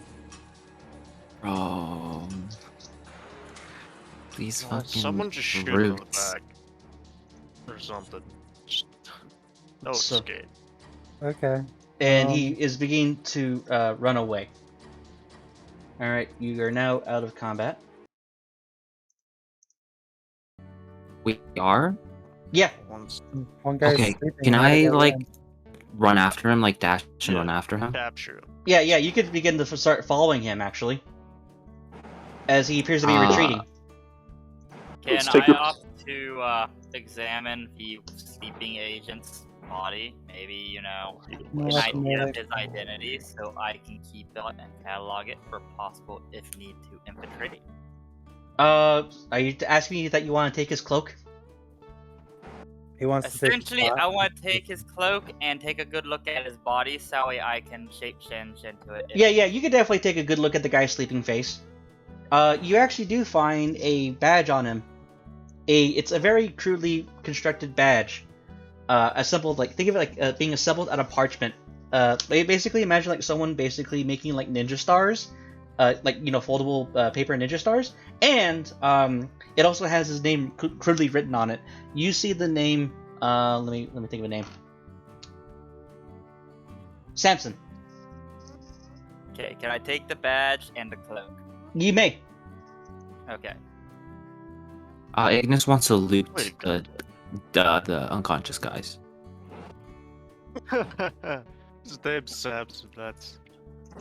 What were these people called? Crimson Vipers. Little Big pink guy garden snakes. snakes. a little bit good at it. I am not typing that as a custom item, guys. What? The LP... little pink good snakes. Well, is Ignis allowed to loot the unconscious G. people? S. No, you can take a look at what they got on them. Then play now. What was the name again? Samson? Yeah, Samson. Sam, a P, and then Son. Okay. Alright. Sorry, I like to have everything cataloged in my inventory. Alright, so you take a cloak. Yeah, okay. So Aster, you're gonna loot one of them? This is Ignis looting one of them. I'm still chasing after, with pride. Okay, go ahead. What was it? You don't need to make any checks, but you do see this guy running toward Tresender Manor. Like, he's literally hobbling after he got kicked in the nans and insulted. So, yeah, you see him running away. To Tresender Manor, exactly. Is there any way we could catch him before he enters the manor? If you catch him before he enters the manor, you won't be able to see where how he gets into the manor. So, just going to the manor that we know of already. Got it. So, I still want to catch him. I'll catch him beforehand as well, yeah. I would just like to ask if I can roll to investigate the sleeping one for armor. It's just studded leather. Damn it, that's all I'm already For wearing. fucking... Only it was plate mail. So yeah, what does Ignis find on these lads? I'm currently looking at my chart here. These strong boys who defeat everyone's grapple checks.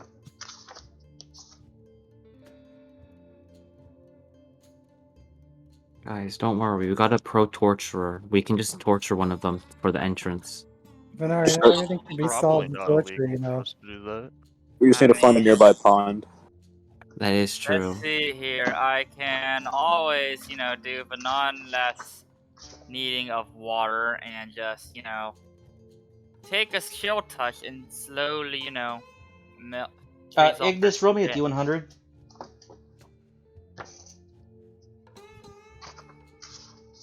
Yeah, just make sure we don't do it in front of the streets.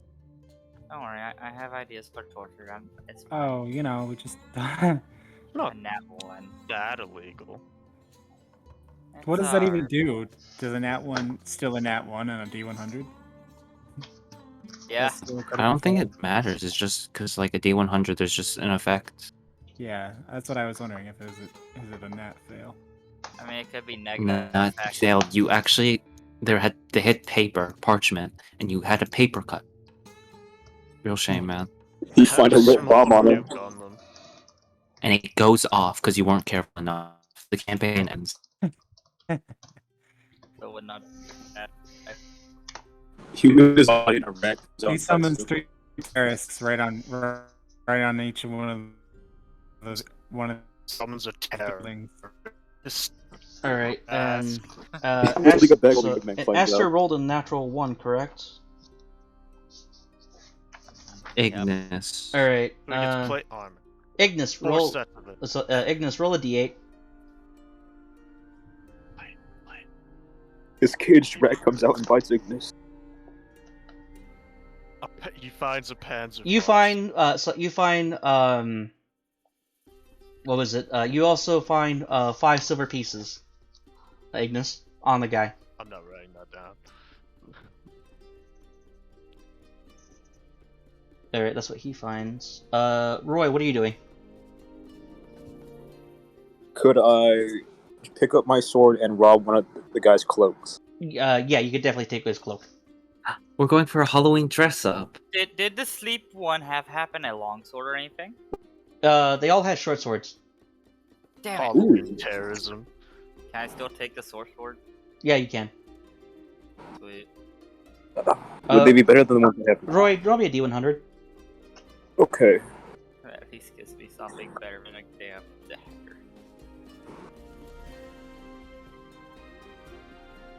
I want nothing from these, man. What the fuck? While searching this guy, you find a piece of parchment. Yo. Can I roll a D100? I'm not like this guy on fire. Yo, in the streets. Let's go. Can I roll a D100? Go ahead. Let's Alright. have a burning corpse pile in the middle of the street. That won't cause panic or mayhem. So, alright. So there were 3 guys that were knocked out.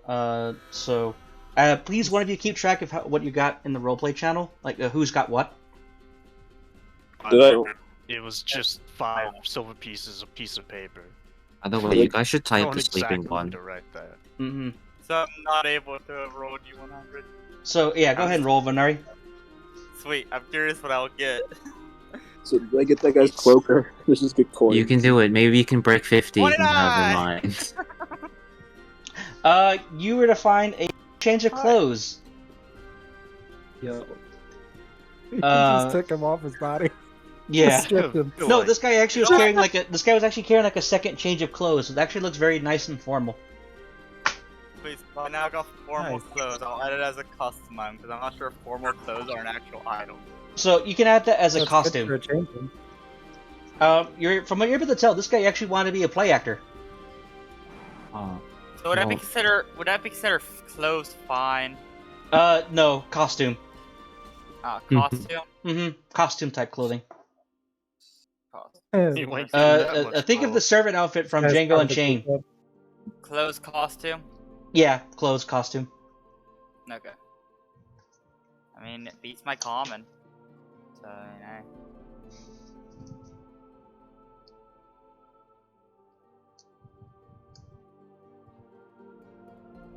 All right, Aster. Aster, you're able to continue following the guy. And let's see. You do notice that this guy heads straight towards Tresender Manor, and however, he doesn't go for exactly the front entrance. You see him start to go around the building. How close am I to Pride? How close you are? So you're like about 40 feet in front of Pride. Pride, man, you're slow, man. Excuse me, my speed doesn't get reduced. Sure. Okay. Is there any way I can like sneakily catch up to him and see what he's doing, or roll stealth?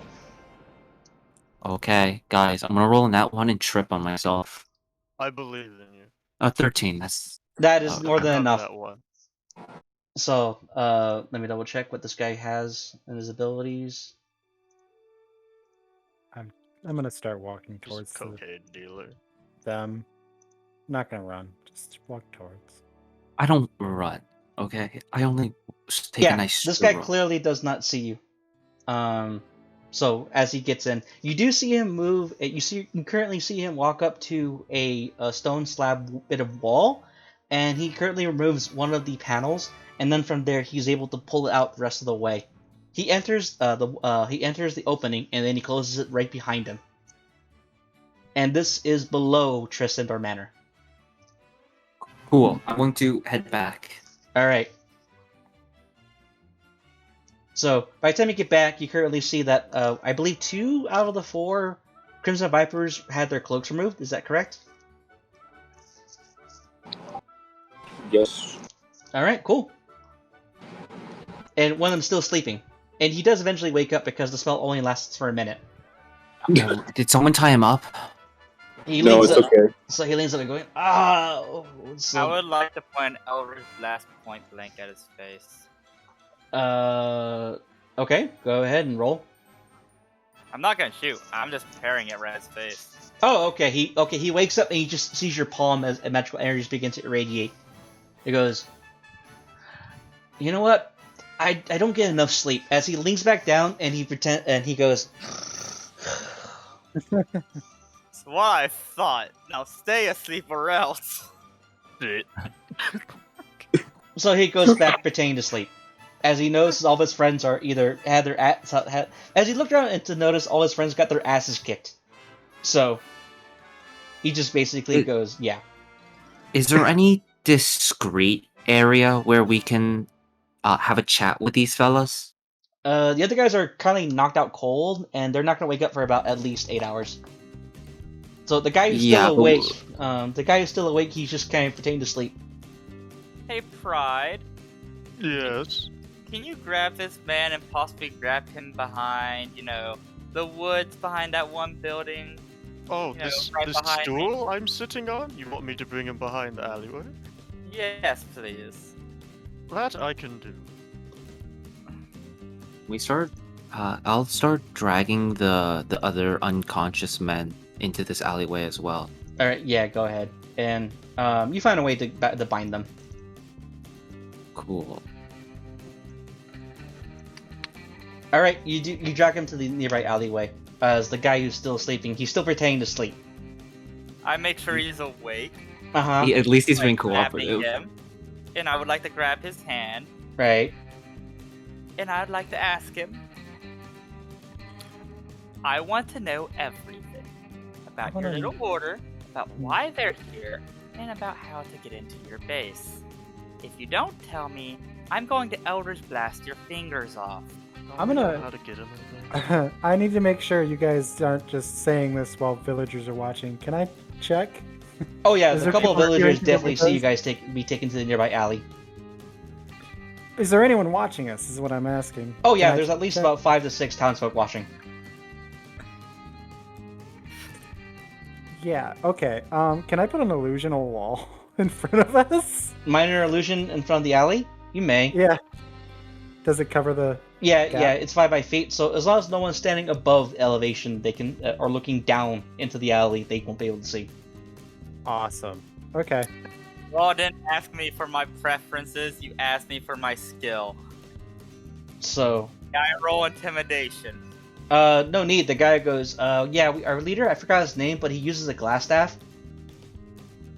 We were actually hired by a figure called the Black Spider, called the Black Spider, and we were told to frighten off and intimidate the locals. We don't know why.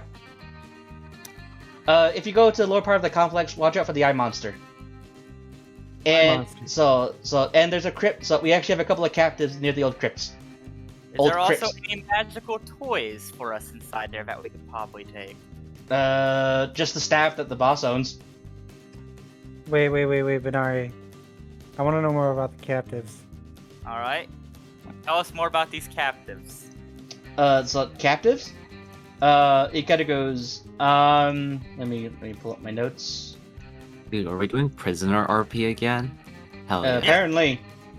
Let's go, boys. That's kind of how Anytime Benari's involved, it's always gonna be a hostage situation. I'm gonna make sure Benari doesn't get too violent. I don't want the guy to die. As long as he tells me what I want, he won't die. You have my word. I kind of just spilled most of what he knows. Give If me a I second. think he's holding out on me, though, I'm gonna kill him. That he just told you everything he knows. Christ. Okay. Oh my god, can we kill him? Okay, well, me Venari doesn't know that, I mean, I don't. technically. So, Give me a second.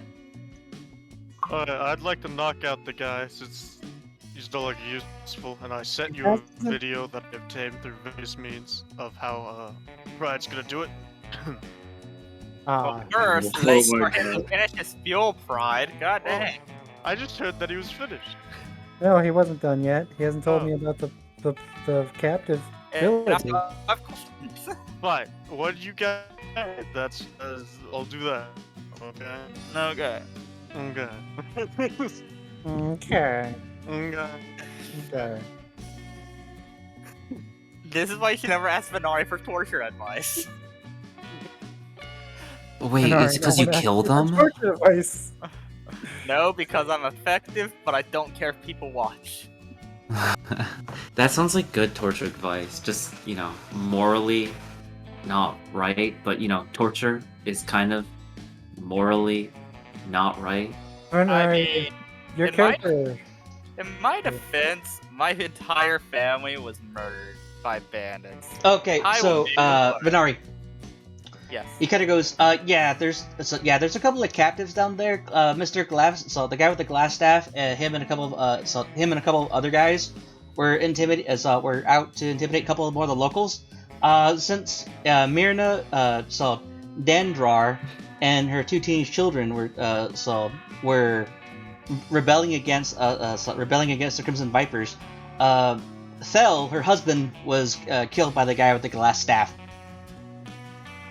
Okay. And the boss told the other guys that were there to take him in. Myrna is her name, and her kids is her 13-year-old son is Nars, and her daughter is Niosa. And she's the leader of your little group? No, those are the captives. Oh, okay. And these are the people in the manor, captive. Yes, they're currently in the manor. If you go toward the back and near one of the crypt walls, you can definitely move it. You just gotta move Yeah, one of the panels. I'm My gonna. question is this. How much do you value your life? So he goes, what do you mean by that? I mean, you're gonna have a total of 2 options. Either A, my big friend here will knock your ass out and probably kill you and give you brain damage, or B, you can leave town and never return. I heard knockout. I do it. And then from so as soon as that happens, he gets punched by Pride. He spits out and he kind of goes, "Yeah, this town is slim pickings, anyways." What? Okay, good. And I will be borrowing your face.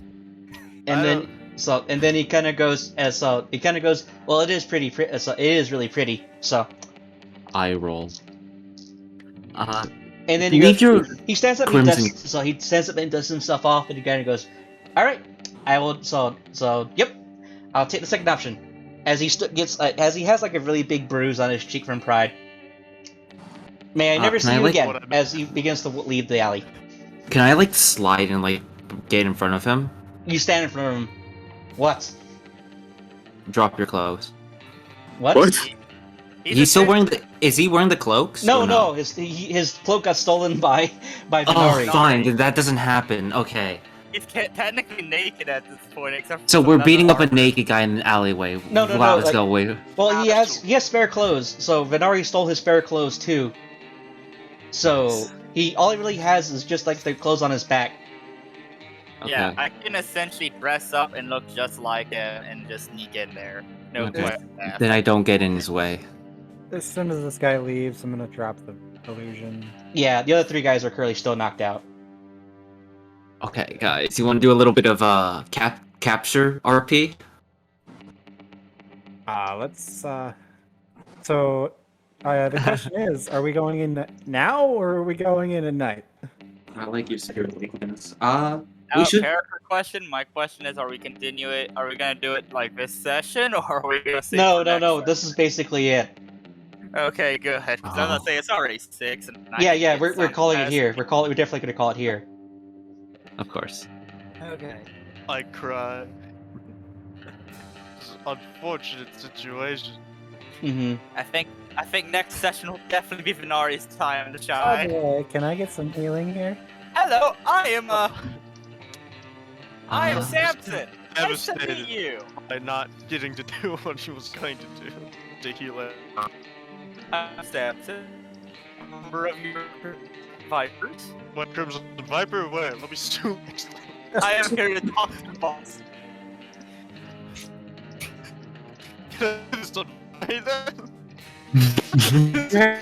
Well, you have to roll your S's. You forgot about the Viper part. Alright, I got this. Hello, I'm a member of the Vipers. May I be the leader?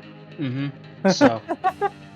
Can you please take me to where you keep your spare clothes? You got this. Alright. Thumbs up. So, as each of you kind of figure that out and dust yourself off, as you glance ahead toward Tresender Manor. And that is where we're going to call tonight's session. Then the outro music plays. No, there's actually really good outro music playing right now. That's why I'm not really want to blow it yet. Anyways. Maybe for you. Say goodbye. Say goodbye to the recording, everyone. Torturous bad, don't do that. One of a time. Someone's going to die.